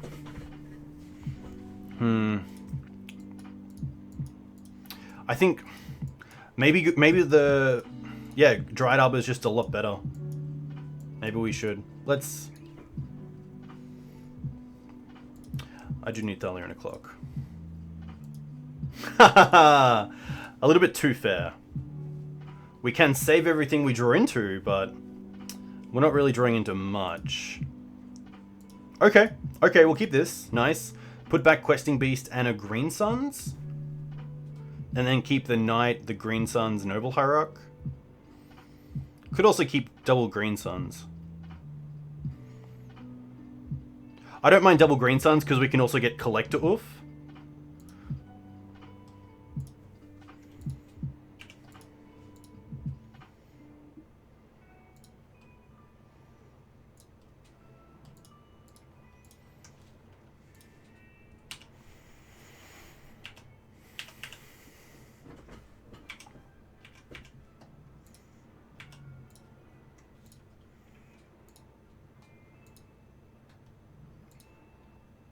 Okay. I guess if they think... Okay, that's fine. Another Green Suns, wow.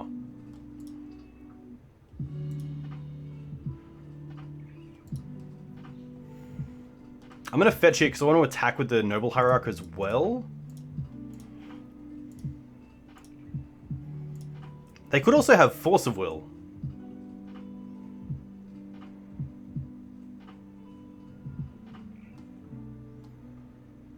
Okay.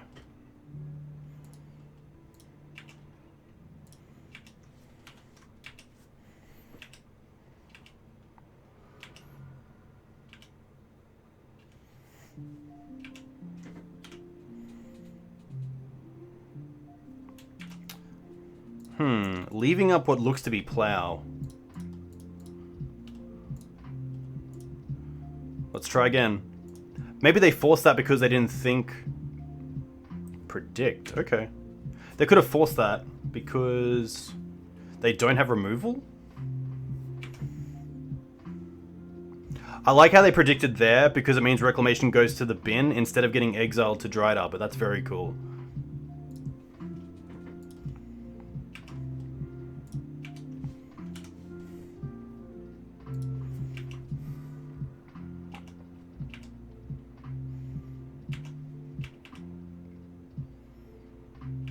Preordain. Let's open up and see what they're actually doing with these. So we'll show the game log. Put 2 cards on the bottom. Okay.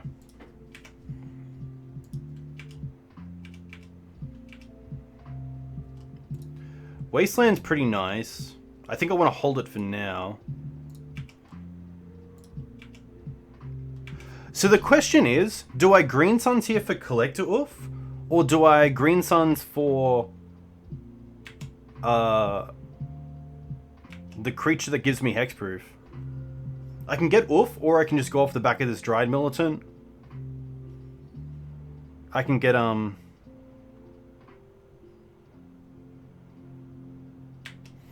can get Sylvan Safekeeper, that's it.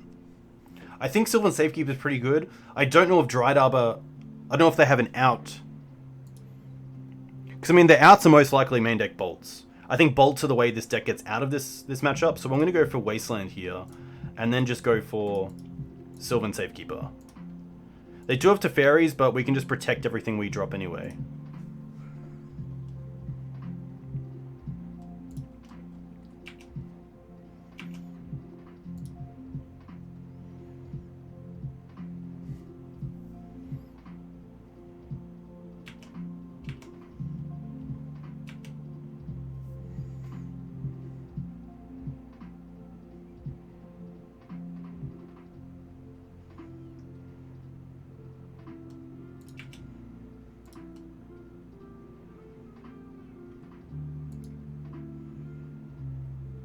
Oko, interesting.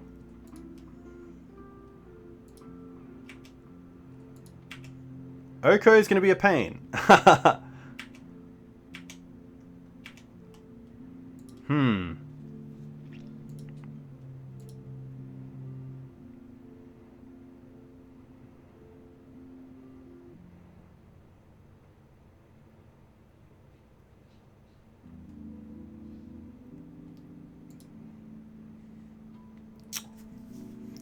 attack face or attack Oko? I think we have to attack the Oko, unfortunately.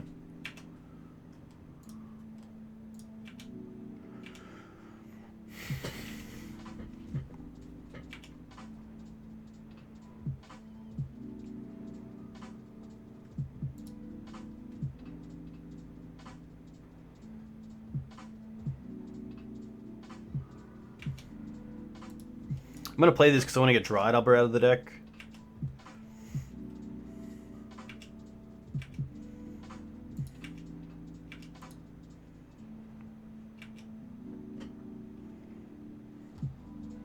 Haha, okay.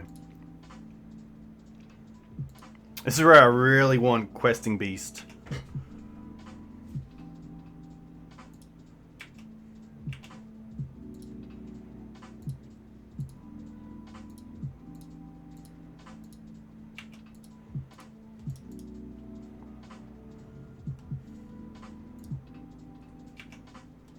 Come on, Green Suns.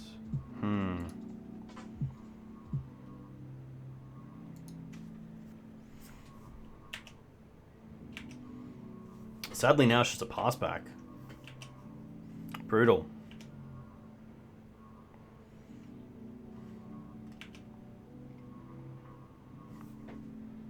I think I'm happy to Wasteland in response to this Brainstorm, just to stop the shuffle effect. I don't really see Wasteland doing too much else in this matchup.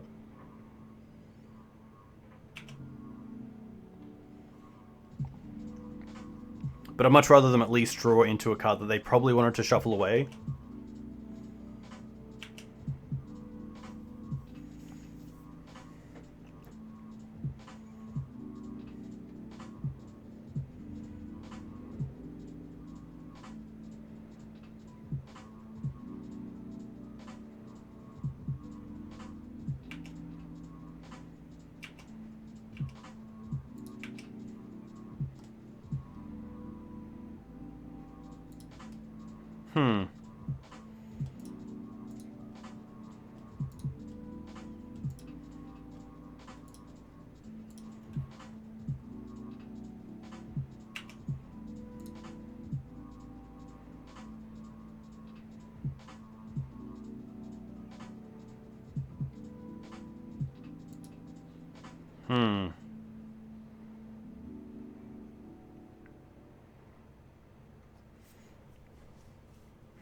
I think I'm happy with this resolving.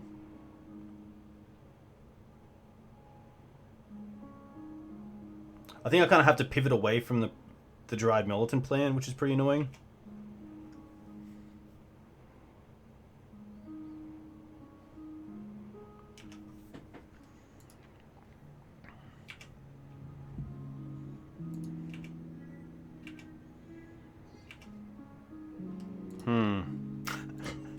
Rough.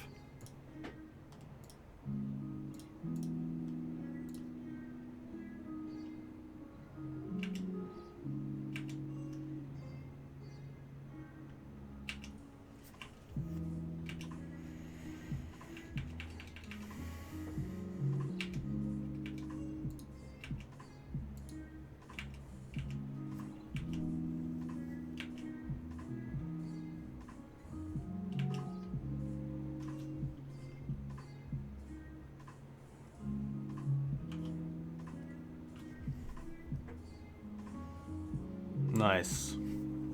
At least we can see what else is in the deck.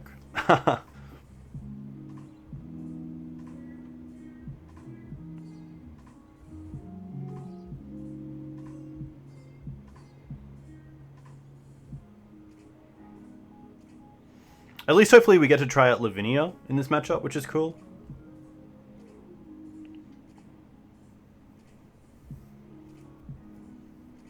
But yeah, to have the alternate plan of the Okos into Fairies is brutal. I still think I want to keep in some number of Swords to Plowshares, especially for Mentor.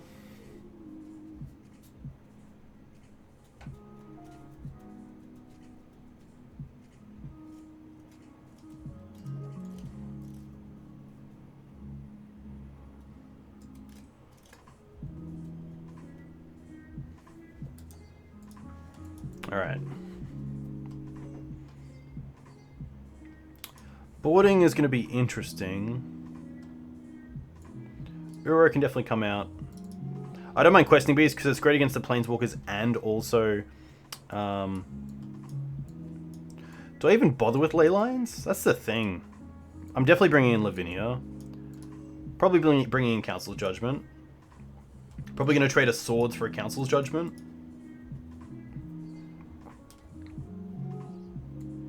Safekeeper might just be a little bit too slow. Teferis might even be too slow. Gaia's Blessing? Interesting.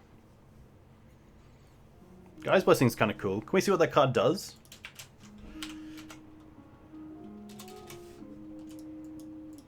Here we go.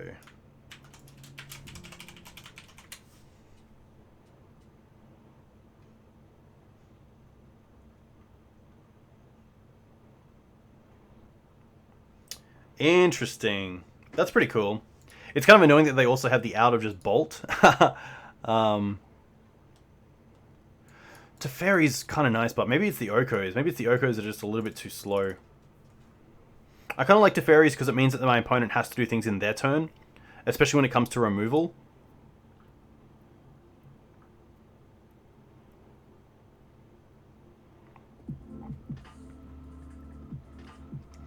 I don't think if I care about Oko Wars, I don't think I'm winning that game. Probably drop a land. Definitely want forces.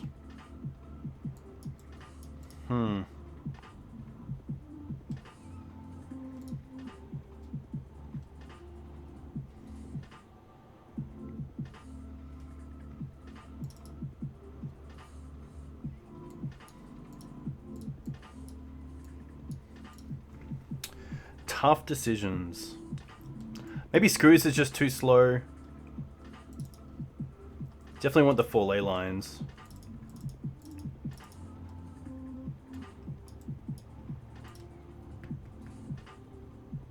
Yeah, maybe the ley lines actually aren't worth it. Maybe it's worth just trying to defeat his... or their plan of... Veil's actually pretty funny because it beats Brain Freeze, but it doesn't beat Force. 20 seconds.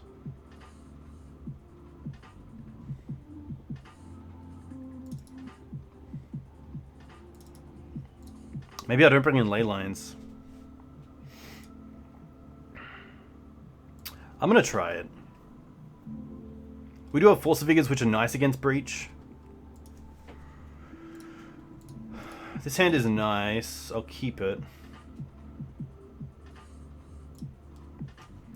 Do I want to go for a turn 1 Green Suns?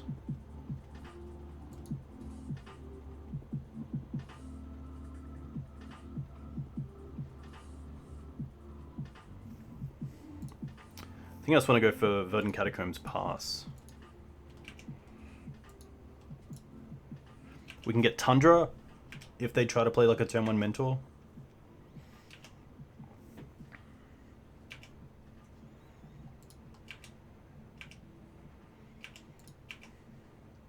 See what we draw.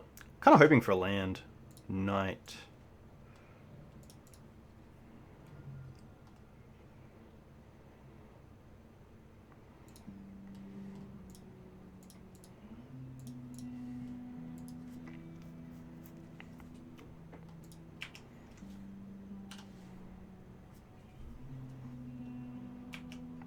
Hey, thank you very much. I'll if you have Twitter, follow me on Twitter and I'll send you an image of your letter. But if not, I'll definitely get it away tomorrow.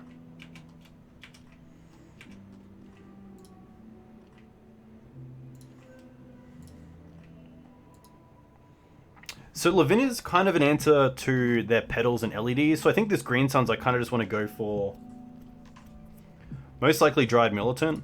So I think I might even do it before I do anything else. Because if they think that I'm going for Sylvan Safekeeper,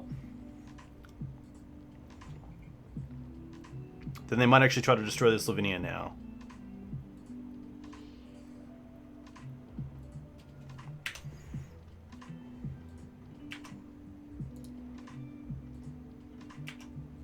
Brainstorm's fine.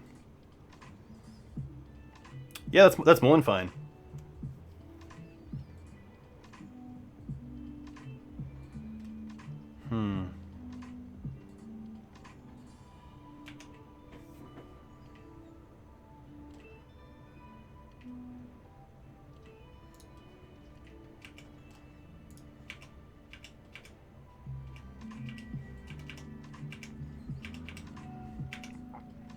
This also stops Force of Will, which is really nice.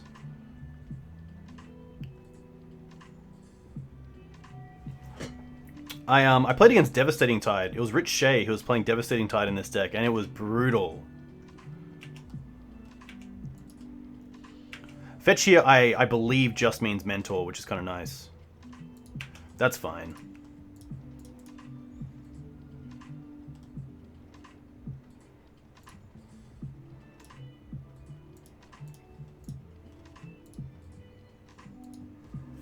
I assume because it's a blue card, so it pitches to Force. It also returns Leyline of the Void, which is the big things.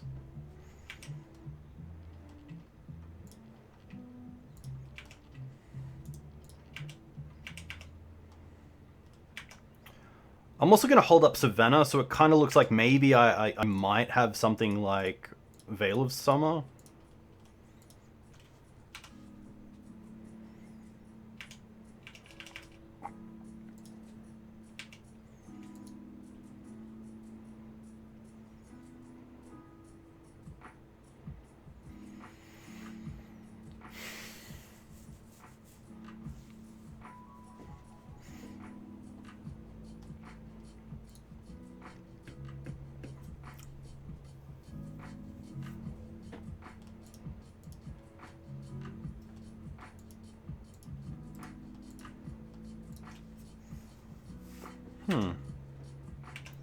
Just a pass. Interesting.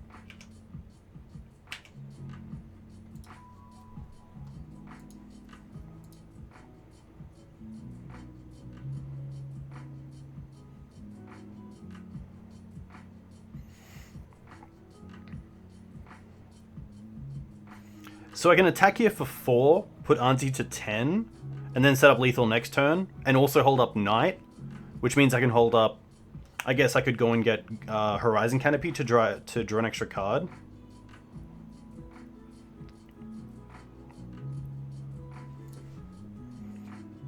Or I can just attack here for 5, 6, 7, 8, 9. I could attack for 12 if I really wanted to. I could double Wasteland myself, but I don't think that's great.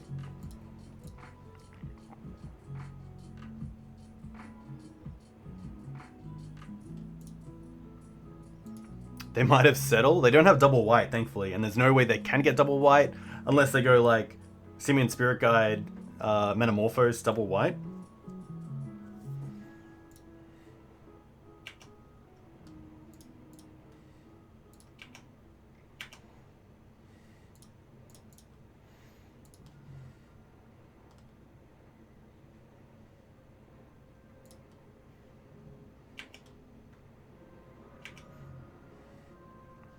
Alright, let's see what you got. Intuition, rough. Okay. What do they get? Maybe Breach? Whatever they put in the graveyard, it gets exiled to Dryad Militant, unless they get a creature? What do they want? Maybe they want something that phases out those enchantments like Teferi's Swords to Plowshares. Interesting.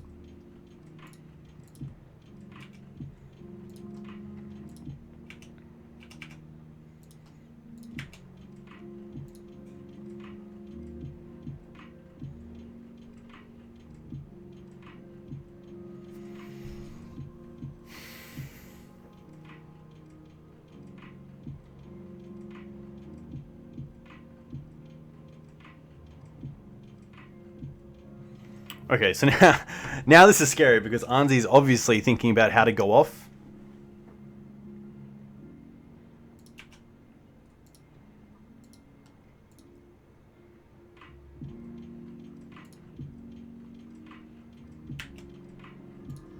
So now what? I definitely... Oh, okay. Another sword? Surely not. Okay, Mech did a... Okay. Interesting.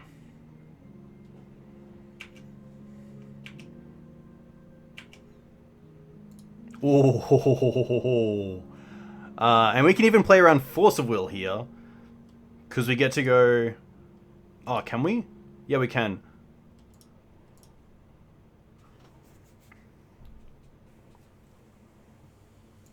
Play a land.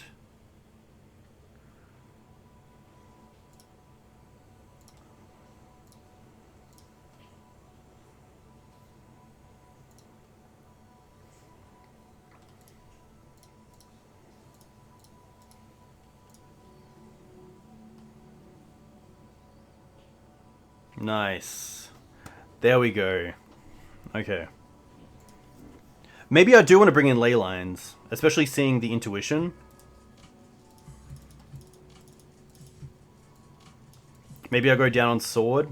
Rough, but kind of have to. Maybe go down on one Teferi. I really like Sylvan Library because we can be really aggressive with it. I'm going to drop a Thalia on the draw. I think we already have enough hate bears in the 2 slot. Hey, thanks, Beloyd. It was a lucky draw. Let's be honest. It was a lucky draw. One more card. Maybe it is just a second Wasteland. How do I feel about this? I don't feel too bad. Veil's interesting, but I don't think it's worth it. It stops Teferi bounce. It stops Oko, your guy. It stops Brain Freeze, but... I think we're going to go ahead with this and see how it performs. The ley lines just seem so strong.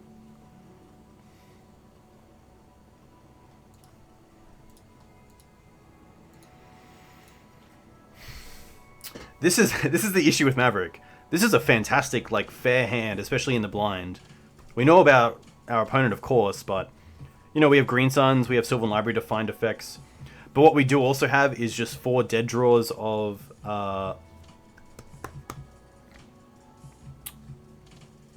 Leyline. The good thing is we can get rid of ley lines with Sylvan Library and fetch lands, but... Maybe this isn't what we... I mean, let's quickly have a look. So we brought in ley lines. They're pretty much dead if we keep this hand. Lavinias we can't Green Suns for, so we have to naturally draw them, which helps because we do have Sylvan Library. We can go for some pretty early interaction by Dryad Militant, which is kind of nice. The issue is keeping this hand pretty much creates 4 dead cards in the deck. Is that worth keeping this hand for? And I sadly don't think it is. As nice as it is, I think we do have to mull this.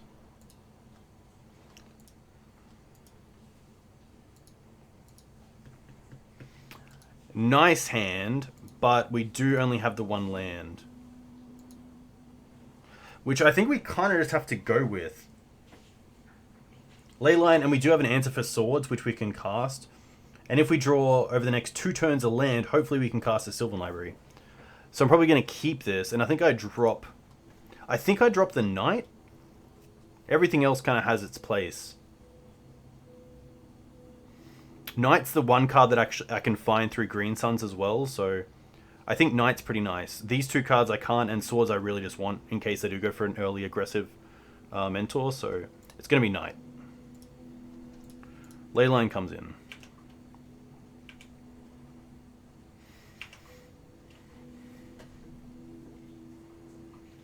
Tundra. Interesting. Okay, so we do have a Wasteland target, which is nice. If we draw a Wasteland, I'm pretty happy to Wasteland them. Because A, it's 1 less card for escape, and 2, the Wasteland isn't doing much for us anyway.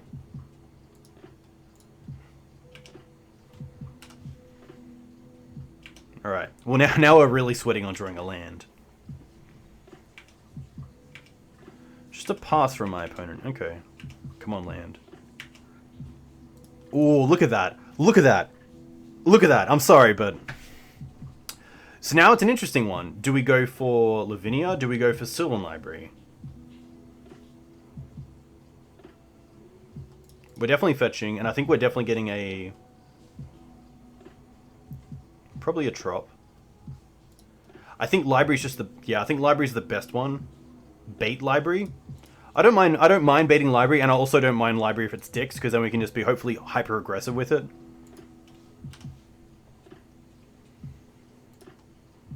Just don't bounce it. That'd be kind of tough.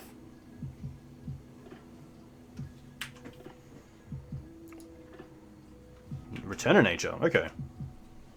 Kind of scary as well that they went out after that and not after Leyline. This makes me think that they most likely have a mentor.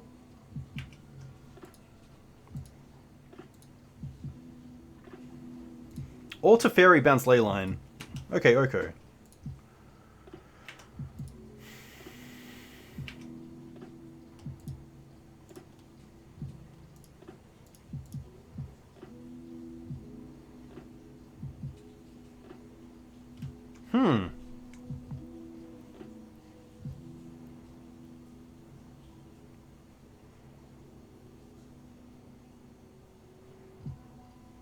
I don't mind Teferi bounce food. Lavinia's nice, but then they can just trade the Lavinia. I guess we can Karakas to Lavinia.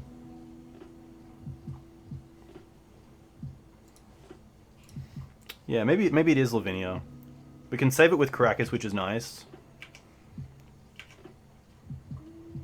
I guess they could Elk it. I don't think I bounce in response to the Elk. I think I keep the 3/3. Teferi bounce the food is definitely very interesting, but I do like Jack's line of play Lavinia, hopefully untap with Lavinia, and then cast Teferi.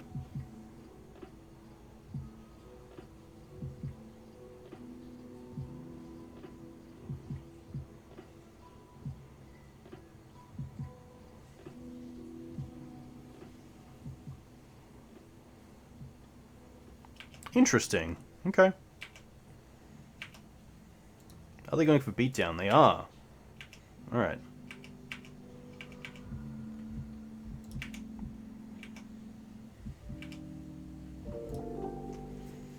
Hey, Vol. Yeah, boy. Thanks for the follow.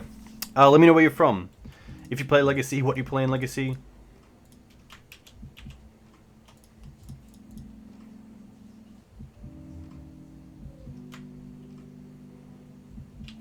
I kind of have the option here of just...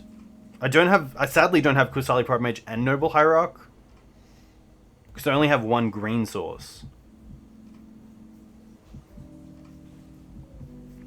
However, if I Teferi bounce the food and then draw into a land, I could also cast Noble Hierarch, which is pretty cool. So I think I think that Teferi just has a little bit of an upside.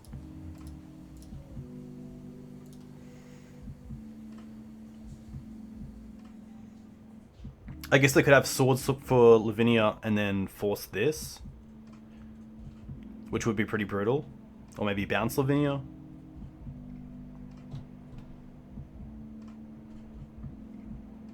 Petty Theft, bounce Leyline. Okay.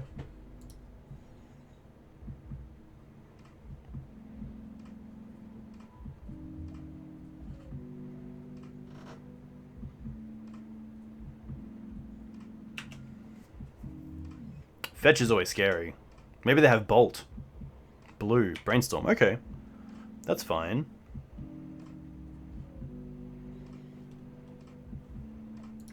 This deck is everything. I did not expect Brazen Burrower. And to be fair, I didn't expect Teferi or Oko game 1, but here we are. Alright. I want to draw a card. Nice.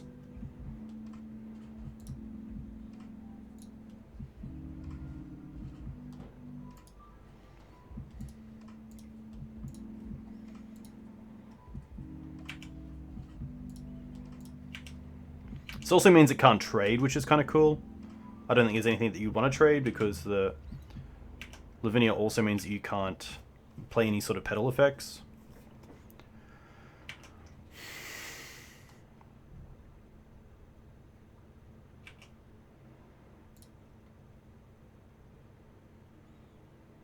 Lotus Petal, okay.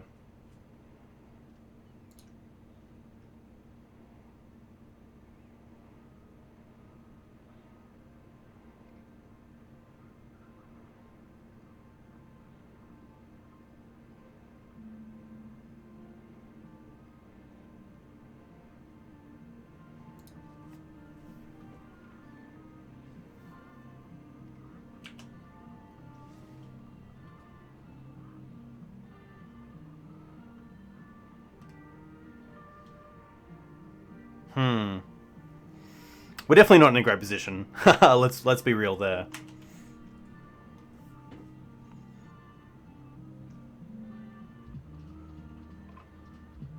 Interesting, that's it. Definitely tick this up.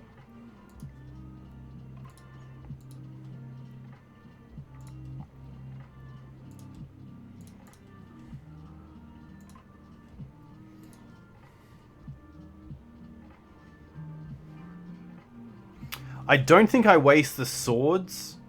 I think I keep the swords in case of Mentor. Pridemage is good hate. However, this is a chance we get to attack and the Brazen Borrower can't be cast, which is nice. So yeah, let's go for this. Let's go for Swords the blocking creature. See if it resolves. It does. Attack Oko.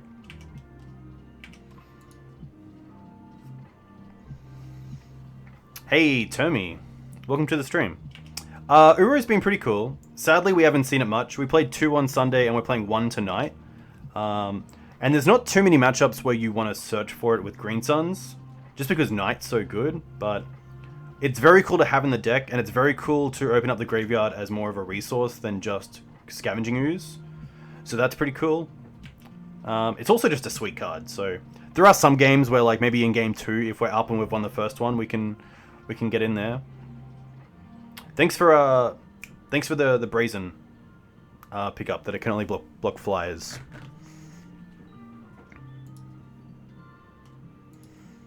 Interesting. I think we have to let this slide. Ugh. Yep.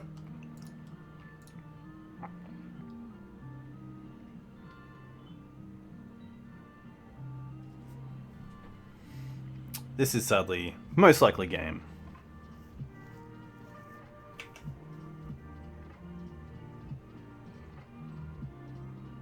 Or is the brainstorm...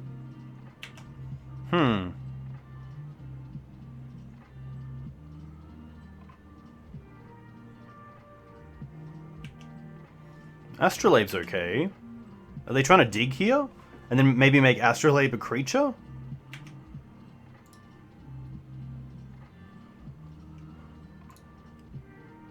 I feel like Anzi's just playing all of the cards that could be banned. Just to get that little bit more. I might get a turn.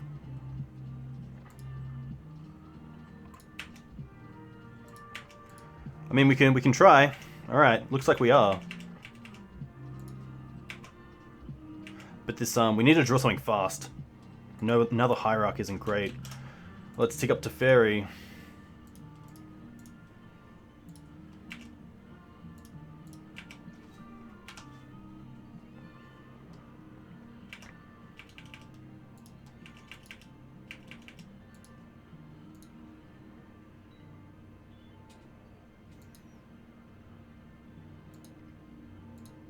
Rough.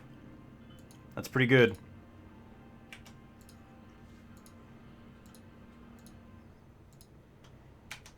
I don't think they attack here, because if we draw another Exalted creature, we can kill Oko, and the Brazen Borrower can't block. So if they attack, they kind of have to have some sort of removal effect in hand. Cephalid Constable? Fox, maybe for you. Maybe for you I have to. Maybe they're just trying to race us. That's pretty rough. Because next time they swing for 6, they have a 2-turn clock.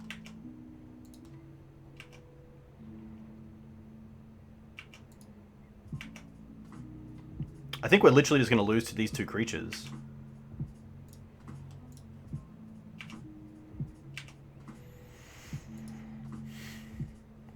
Rough.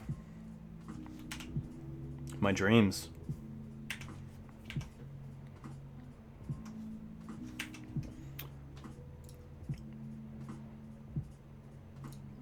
I guess we can block. I don't mind that.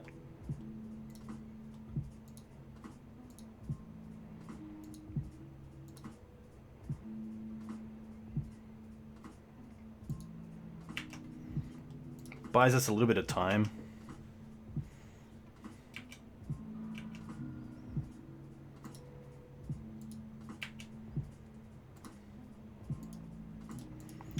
Yeah, it's tough.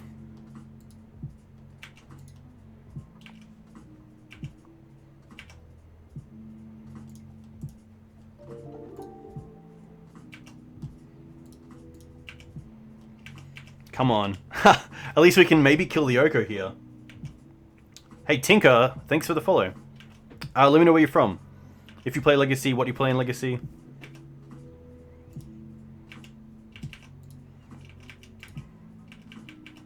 Don't have another Oko. That'd make me really sad. Definitely have to block here.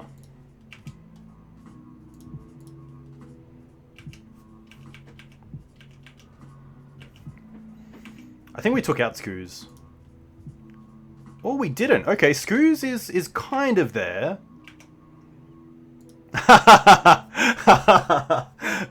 Classic. I mean, if they have Oko, we're probably dead anyway, so I'm just going to attack here. Rough. And this is why I just don't like Leyline sometimes. Sad face for sure.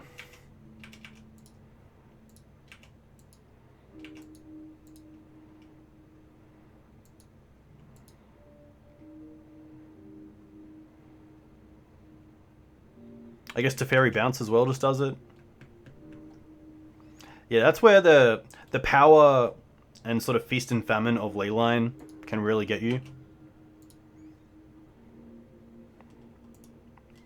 We drew into a few stuff. We didn't really draw into a threat though, that was what really hurt us.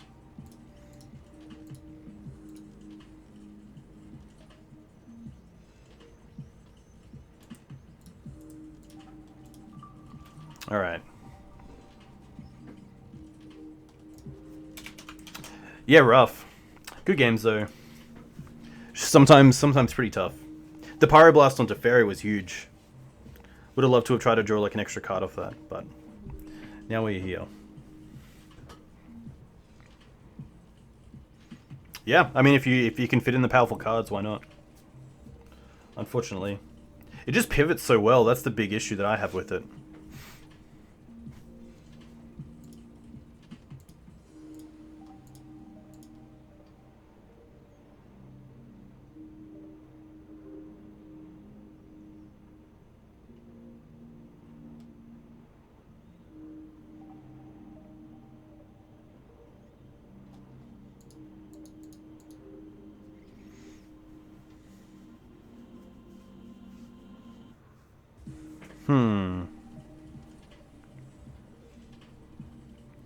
Yeah, Spatula, I am on board in some way. Hey, good games, man. Good to see you. I was not expecting the Planeswalkers game one.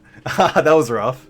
But then it always feels bad as well when I'm playing against the combo deck and I just get outgrinded by creatures. But yeah, very cool. Very cool to see you do so well with the deck recently.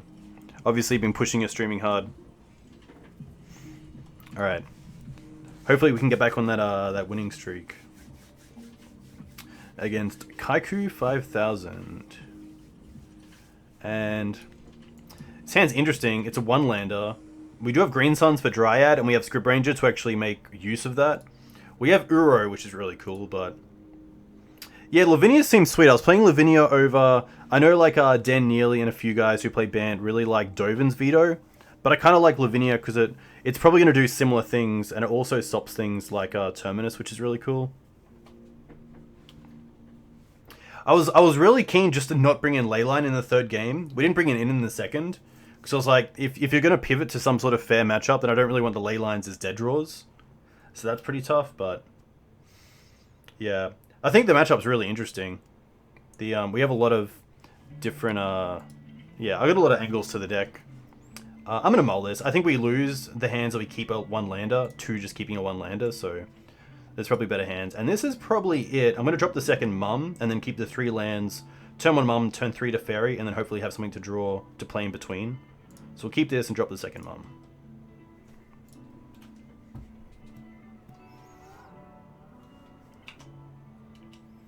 Brazen Burrower was cool. Brazen Burrower was really sweet. Ah, okay. Interesting. It looks like a blue-black shadow. So Swords is going to be really nice. Scryb Ranger. Scryb Ranger's a pretty nice answer to the Delver. So I'm pretty happy just to throw this Mum. Hopefully... I should have played the Horizon Canopy. I don't want to get my white... I don't want to get my blue source wastelanded yet. So now I kind of have to get... Oh, we're not running a Tundra? Interesting. We should definitely be running a Tundra. Why is Tundra not in this list? There it is. Ah, of course, the fetch lane can't get it. That's right. Haha, classic. Sadly, my card hoarder lending hit the buzzer, so I had to get Verdants instead of Misties, and I didn't think this would come up. That's pretty classic. That is all good. That is classic. Yeah, so if you are going to play BANT, definitely play Misties over any sort of other fetch land other than Windswept Heath, of course. Just plow it. I could use the plow on the Delver, but I kind of like having the Scryb Ranger as an answer to the Delver here. And if the Scryb Ranger doesn't get there, then hopefully the swords are still in our hand. But you know, something like Thoughtseize here could be pretty rough. Wasteland, nice. Rough.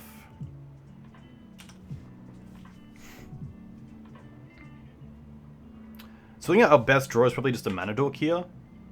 Sylvan Library is not too bad. I get to play around Wasteland here at least one more time, which is pretty cool. Hey, Wolfeye, please. Thanks for the follow. Let me know where you're from. If you play Legacy, what do you play in Legacy? So Force of Negation there means I should probably just Swords to Plowshares on their turn.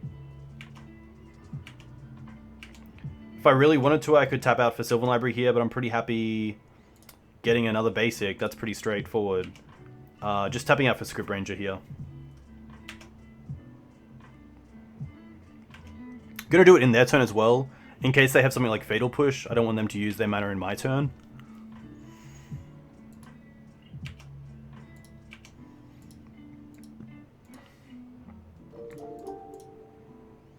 Hey, Sour Cream Suicide. Thanks for the follow. Let me know where you're from. If you play Legacy, what do you play in Legacy?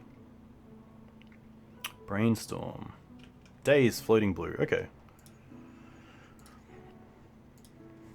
We might even get a situation where they play like a 1/1 or 2/2 Death Shadow and we can just Swords the Delver and deal with both threats. That would be pretty sweet. It might even be the case if they're playing... Ooh. Okay, okay. We know about the Force of Vigor as well. Sorry, the Force of Negation. So maybe in upkeep, I just want to play around Spell Pierce as well. So I'm going to play this land.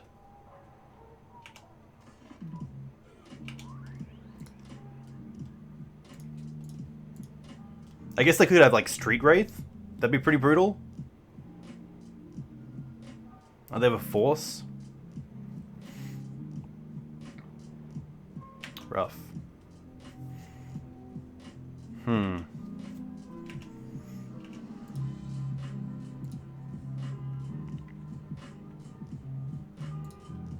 They pitch Negation.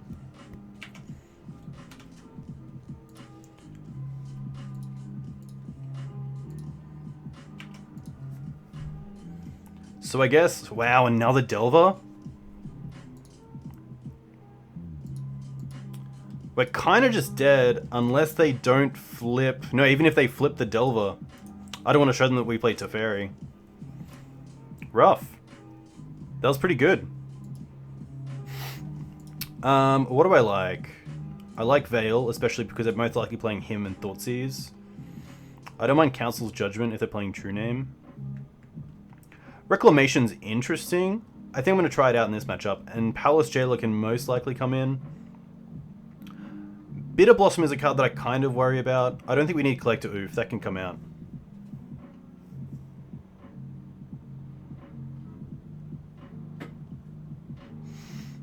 Yeah, that's very true, actually. I probably could have... I mean, the out is there in that game to actually fetch for a tropical island, play Teferi holding up a white source, bounce Death Shadow holding up a white, and hopefully draw into a Swords to Plowshares. That's definitely an out. Yeah, Beast is pretty bad.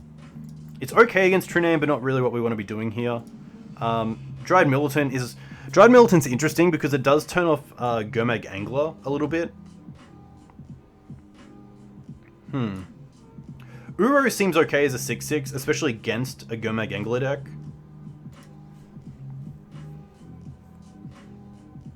I might go down on just one Thalia, because we are bringing in some number of non-creature spells. I don't want to get too taxed underneath my own Thalia. I'm actually pretty happy as well dropping a Green Suns. I don't think we're going to be really like pursuing a green creature early on. So that just leaves one more card. It might even be Cradle. As good as Cradle is, I think this is a matchup where they try to keep you off as many creatures as possible. So if we do have multiple creatures in play, we're probably winning that game and not really in a position where we need to use Cradle.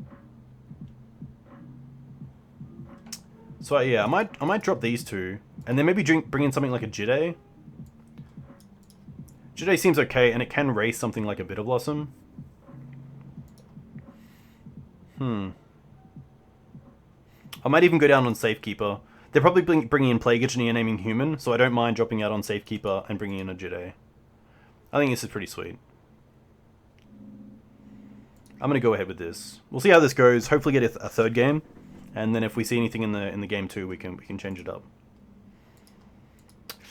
It's I'm going to keep this, but it's pretty tough. Because it is a one-lander. But I think it's fine. We do have 2 Noble Hierarchs, which is really nice. So I'm still going to go for a Verdant here. Into a Savannah.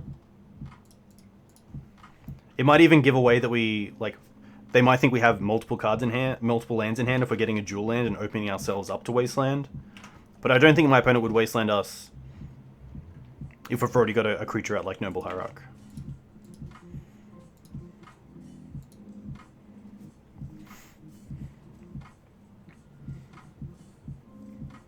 Delver's fine.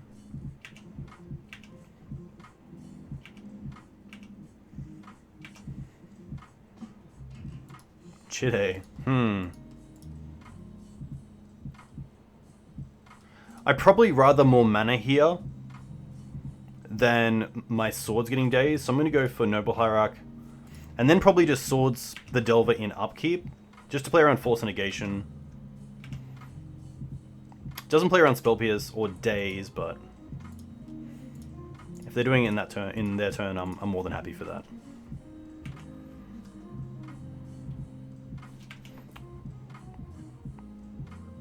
Probably could have seen as well what they revealed. Bit of a misplay there, not letting them resolve the trigger first.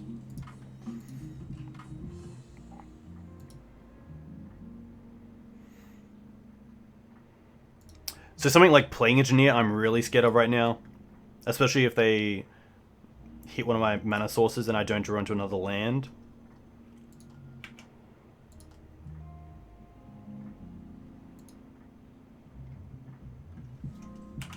Thoughtseize is going to be okay.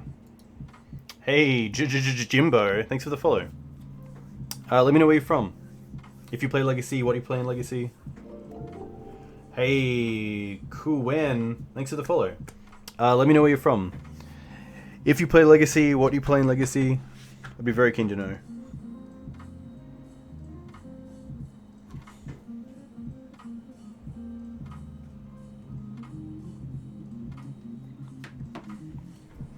Take the knight, okay.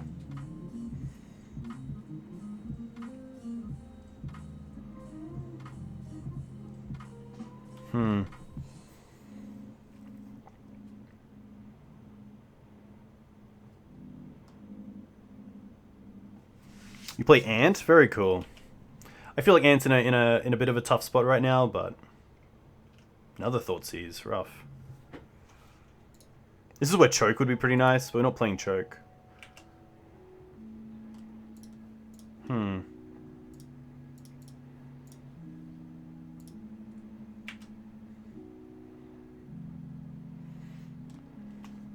It's tough. I don't really want to attack here, but if they don't have a Death Shadow, then I don't mind attacking here.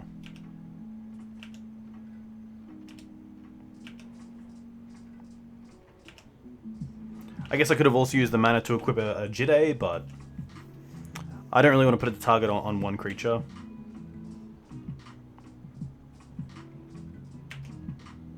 Yeah, well, this is obviously worst case. I mean, you don't want to just have one Jide because you're never going to find it without Stoneforge Mystic. So having two, at least you're going to see one. It's just a unfortunate fact that you're going to see both of them here.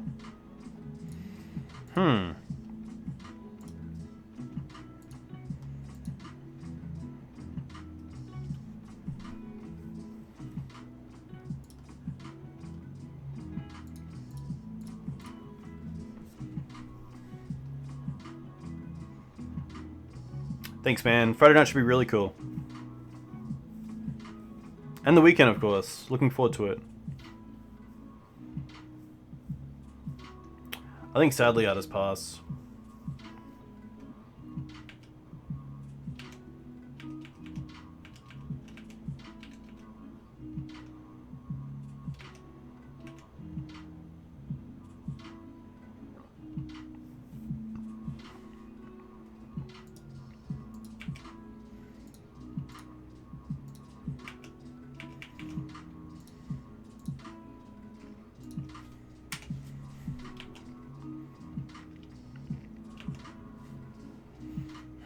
What can we draw?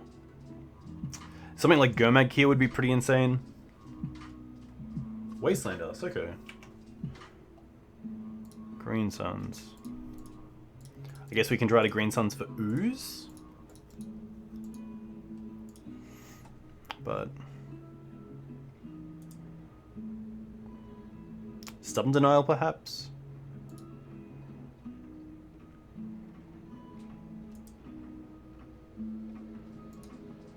Interesting. Yeah. Rough. Thoughtseize there really nice. Thoughtseize taking both the swords to Plowshares was pretty rough. How the mighty have fallen. At least we can try to finish this out for a 3-2. That'd be okay. But yeah, just kind of missed out on a heavy hitter there. Getting the Knight was really big. Wasteland seems pretty good against Death Shadow.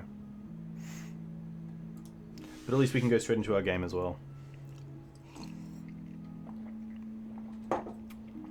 FGC.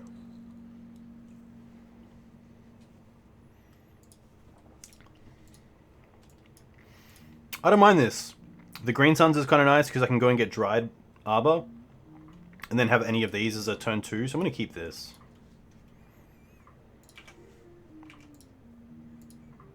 Basic Island. Okay.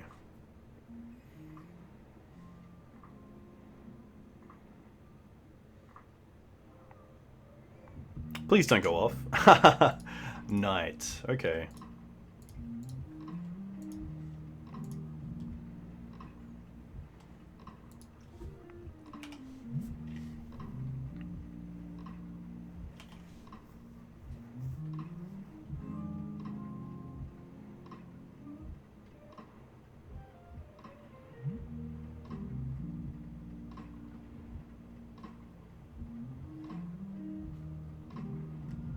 Chain Lightning. Interesting. This might just be like Blue-Red Delver.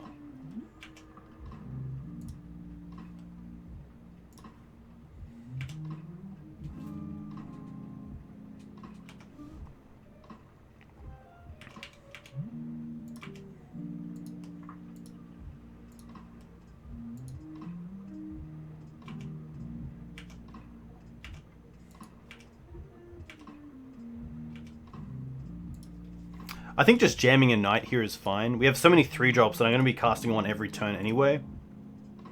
Probably should have played the Verdant there. Because then it makes the Knight a 4-4, which doesn't die to Bolt. Hopefully it doesn't come back to bite us.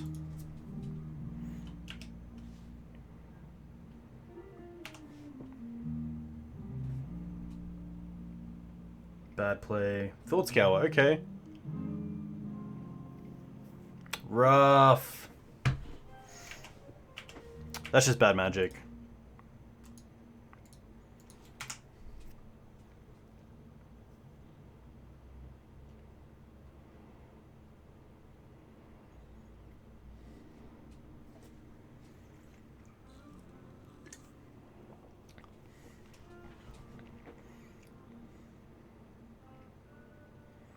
Looting, interesting. This might be even like a Bedlam Reveler or Ox deck. So I probably want to keep these around. Arclight Pheonix, interesting. Broch, if I see you on Saturday, I will give you one.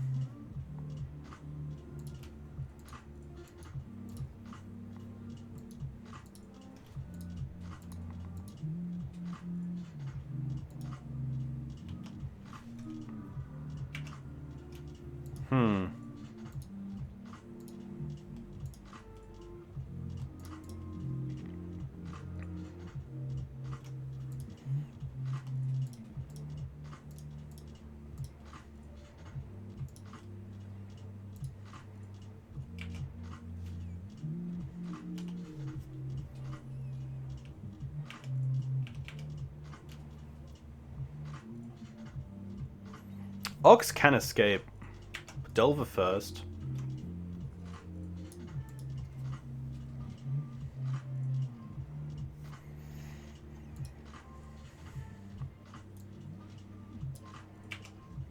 Ox is pretty good. I guess it's probably a good card to send back to their hand unless they draw. Tough. They could have Gut Shot and Bolt for this night. That's kind of scary. I kind of like an attack with the Elemental there. I probably wouldn't block it.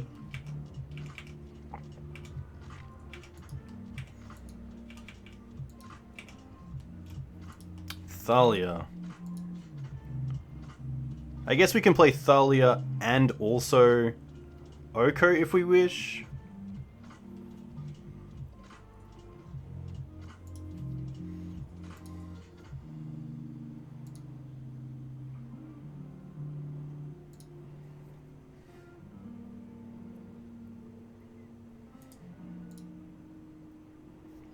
Kind of just going a bit too wide, too fast.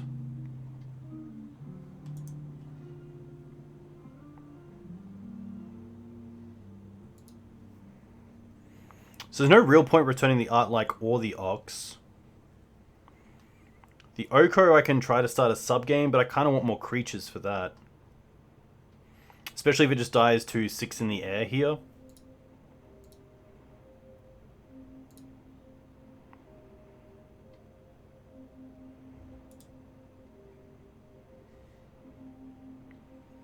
Maybe I don't mind Bouncy Ox.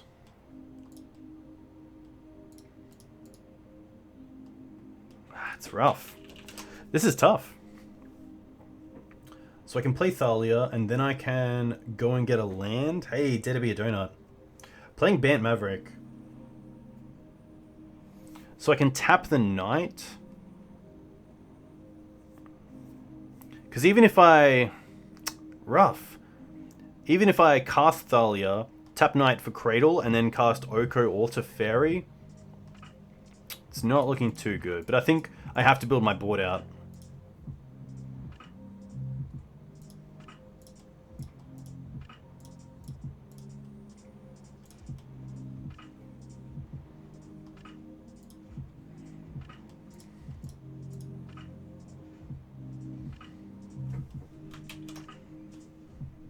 Teferi just draw me a card, which could be a thing.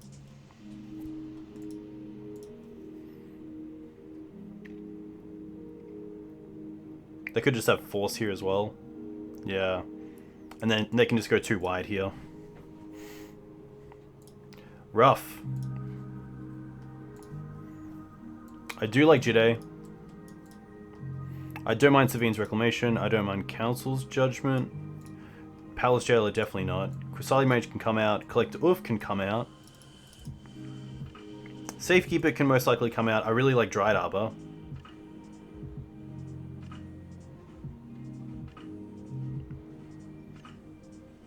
Yeah, so it can't be forced, but then that wasn't that great. Leyline's interesting, but I think it's probably overkill. It is hitting a bunch of their cards. It's hitting the Ox, the Arclights, the Thought Scours, or the Thought Scour Plan, the Faithless Lootings. It's just tough because it's like it's obviously a pretty big dead draw. We don't have a way to facilitate that.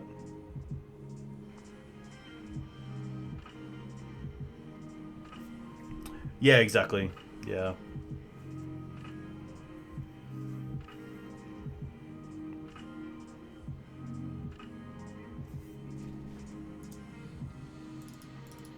So if I bring in Leyline, I still really like Beast. Probably don't need Council's Judgment then. Maybe 1-for-1 isn't where I want to be. They look like they're not a True Name Nemesis deck either, so... Teferis are interesting, but they look... I guess it stops all like counter magic, which is nice.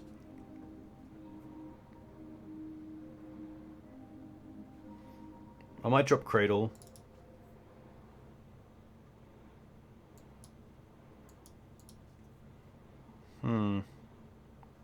Probably Sylvan Libraries. Probably can't be too good with them. I think I'm actually happy just dropping a Knight and keeping this 61. I really like Beast because it just gets through pretty much all their creatures other than Ox.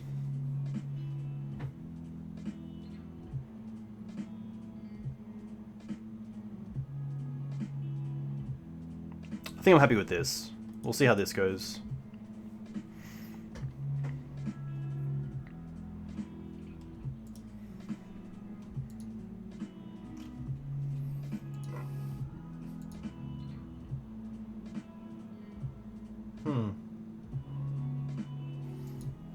I don't mind this hand because the Green Suns can get Dryad Arbor, but that's really it. And Dryad Arbor doesn't stop Ox, or it doesn't stop Lake Pheonix. This is a fast Jide hand, which is kind of nice, but that's about it.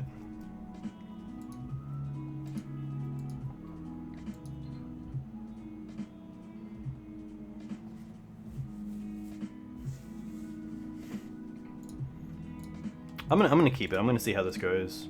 I'm gonna go turn 1 Noble into turn 2 Jide and Noble. I just hope they don't have like Gutshot and Wasteland. That would be pretty brutal.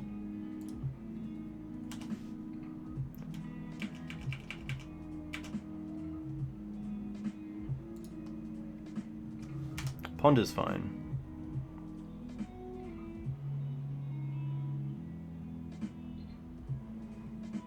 Pretty happy to Wasteland this most likely. We'll see what the Ponder does. Chose not to shuffle. Well, they can't daze anything right now.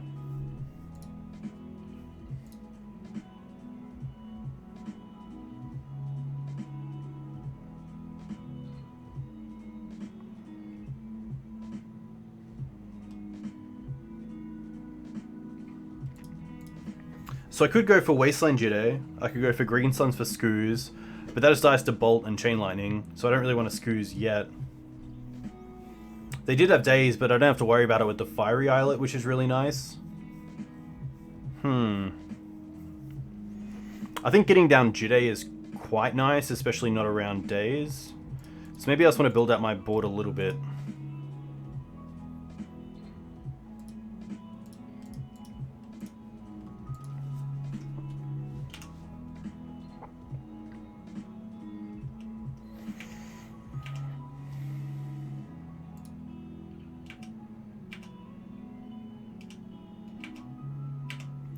I can also just go for Questing Beast here, which is kind of cool. Actually, Teferi's a great draw.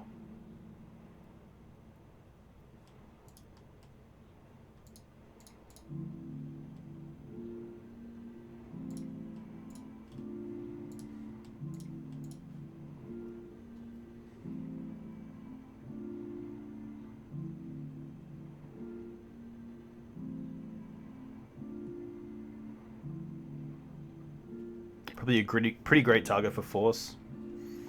Brainstorm. This is interesting because I kind of want to hit the fetch land in response to Brainstorm, but I think it's probably not okay. I'd rather actually just hit them off a Fiery Islet. Don't want to waste the fetch land.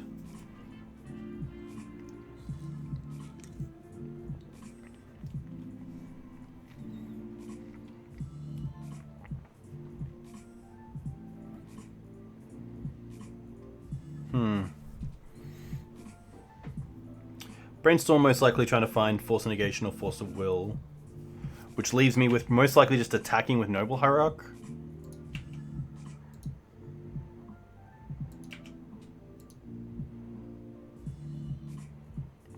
Maybe another Brainstorm here?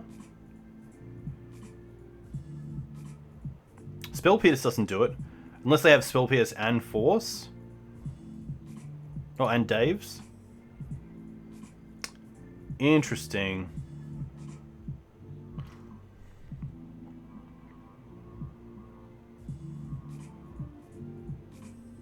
I think in response to this, I have to Wasteland their Volk. And then just float mana.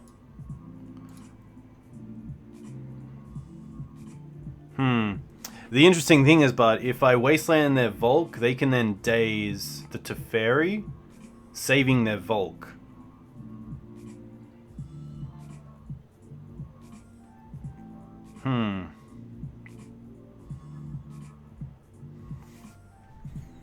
I think I just let this resolve.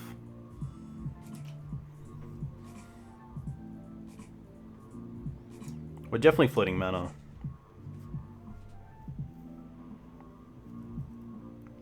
That's true, they can't love it out in my turn if the Teferi resolves.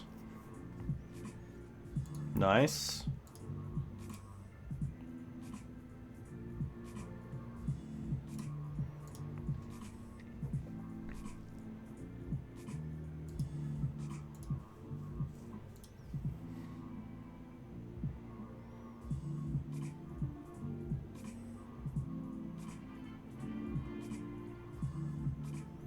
I really like Wasteland here because they can't love it out because of the Teferi, and it also means that if they want to get rid of this Noble Hierarch, they have to do it in their turn, which just gives us a bit of free reign with this Green Sun Zenith.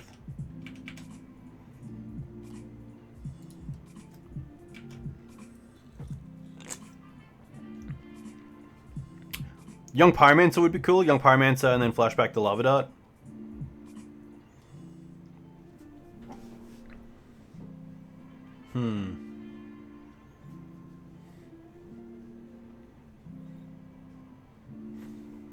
Interesting game.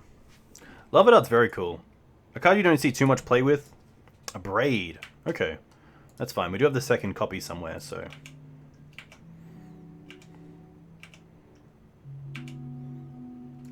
Land's pretty nice, because now we can Green Suns for Night.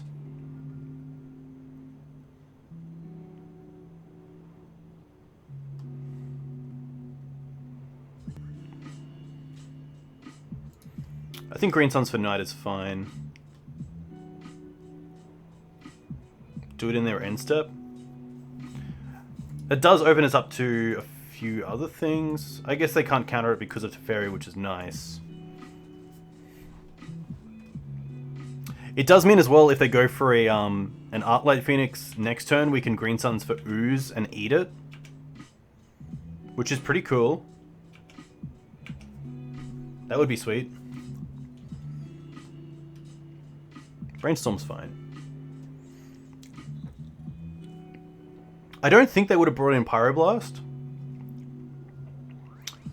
Thought Scale is okay. Ooh, double Pheonix. Is it happening? I feel like it's gonna happen here. Gut Shot. Well, in response...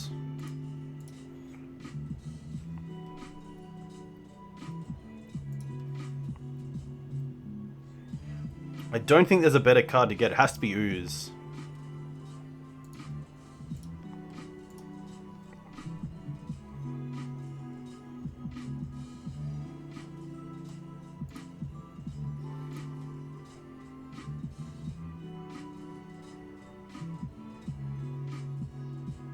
I guess if they have Bolt, they can still kill the Teferi.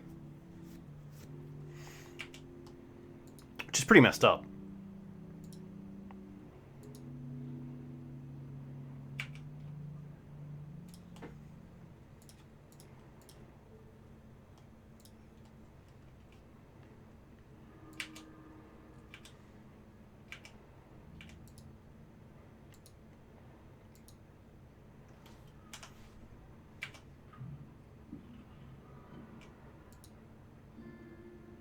Rough. Maybe they have, like, Chain Lightning.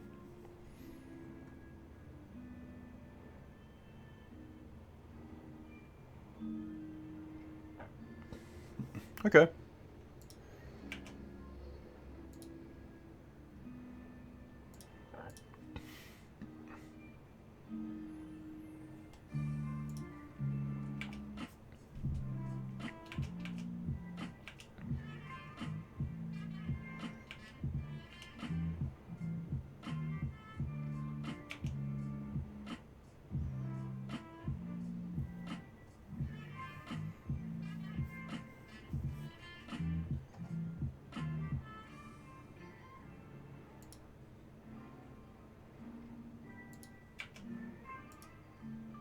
Ox. Ugh.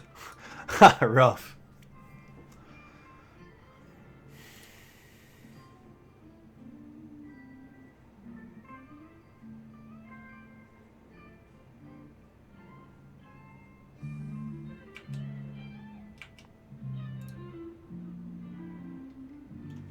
I probably put in Scryb Ranger here, just so they can't lava dart it. The Teferi, that is, by finishing it off.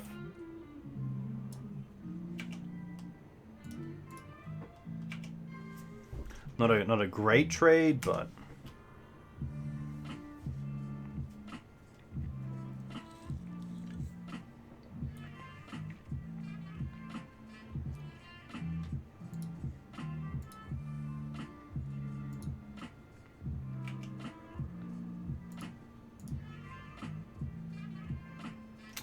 this is definitely dying, so I might as well try to draw a card out of it.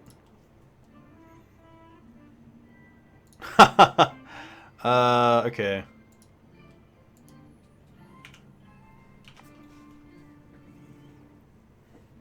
Sadly, they get the Ox back next turn. You get another 3 cards. Brutal. Still play it out. Still play it out and see how it goes. Yeah, big oof. Big oof.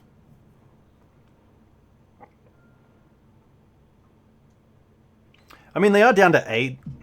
There is a world where Questing Beast might get there, but with the Ox as well, it's pretty tough. It's a 5/3.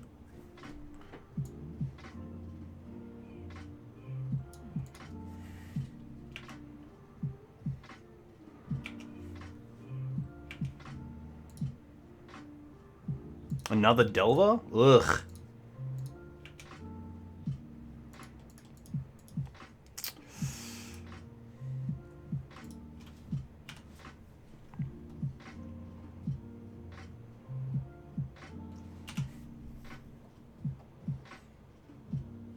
No flips. Okay, I'll take that little win. Do they still... They don't still have a Lava Dart. Okay, that's a little win. But Young Pyro into removal for Thalia would be pretty sweet. Yeah. Rough. The 2-0 start goes down in flames to a 2-3. Which is pretty brutal. I thought the deck was pretty solid. A few rough draws, but maybe we just took out a few too many threats. I feel like the main deck is fine. There's probably room around these numbers. But even the ley lines don't feel that great. As good as they are against some decks, I feel like the decks that ley line is good against are just so used to ley line now that they can easily play around it or shift to a different play strategy, like with Breach going to Mentor or to Planeswalkers. Like, you know, if we play against a Black-Red Reanimator player and they go like Dark Ritual into Rotting Regisaur. Definitely open some chests. I think we have 4 chests from Sunday, which we didn't open on stream, so... Oh, we also have our packs. Okay. These are sometimes pretty cool. Fatal Push, nice. It's a playable card. That's pretty good. Reclamation Sage, playable card. Very cool. What do we get? Bishop of Rebirth, interesting. That's a pretty cool card. The one thing I miss with BANT is having some sort of board wipe. Like black, you get like Plague Engineer or Toxic Deluge, or you might play something like Zealous Persecution, but with BANT you don't really get that. And Path, okay, that's pretty cool. Alright, what's in here? Identity Theft. Identity Theft is not a joke, Jim. Interesting, interesting. Hey, Dice, 2K6, thanks for the follow. Let me know where you're from. What do you play in Legacy, if you play Legacy? Spell Wilver Helix. I didn't even know there was a card. 45 play points is pretty good. I think 45 is the most, which is nice. Precinct Captain, Jeskai, Infiltrator, okay. Alright, one last one. One last one, here we go. I heard you're coming down to Alpha Legacy here in Rio de Janeiro this Sunday. I would love to go to Brazil for a tournament. That would be very fun. Blood Clock. Nice. But yeah, in in closing, I think BANT definitely has a lot of room for improvement. Maybe it's a player with a better profile than me that has to take it to kind of the next level. I know that that Jono Yannick has been doing really well with BANT Depths, which is cool. Which I believe I can even get up here on my Twitter feed. BANT Depths looks pretty fun, and it might be the next deck we play on this. So it's a little bit like BANT Maverick. However, you're playing Thespian Stage and Mox Diamond, Crop Rotation, Dark Depths, of course. The Uros are a little bit better because you have a few more lands in this deck. Also plays the new Dryad, which is pretty sweet. I want to try that card out in Legacy. It looks pretty good. Ley Lines in the board, Deafening Silence, which maybe tonight would have helped.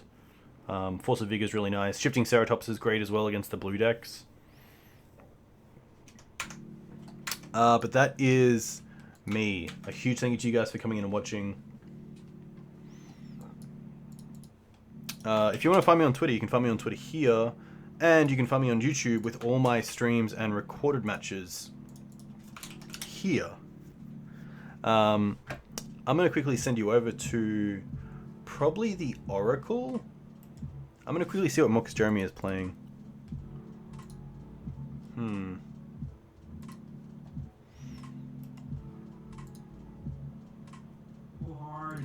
Sadly, there's no one playing Legacy at the moment, which is pretty tough. Raphael Levy? Very cool. I'll get there. We'll get there.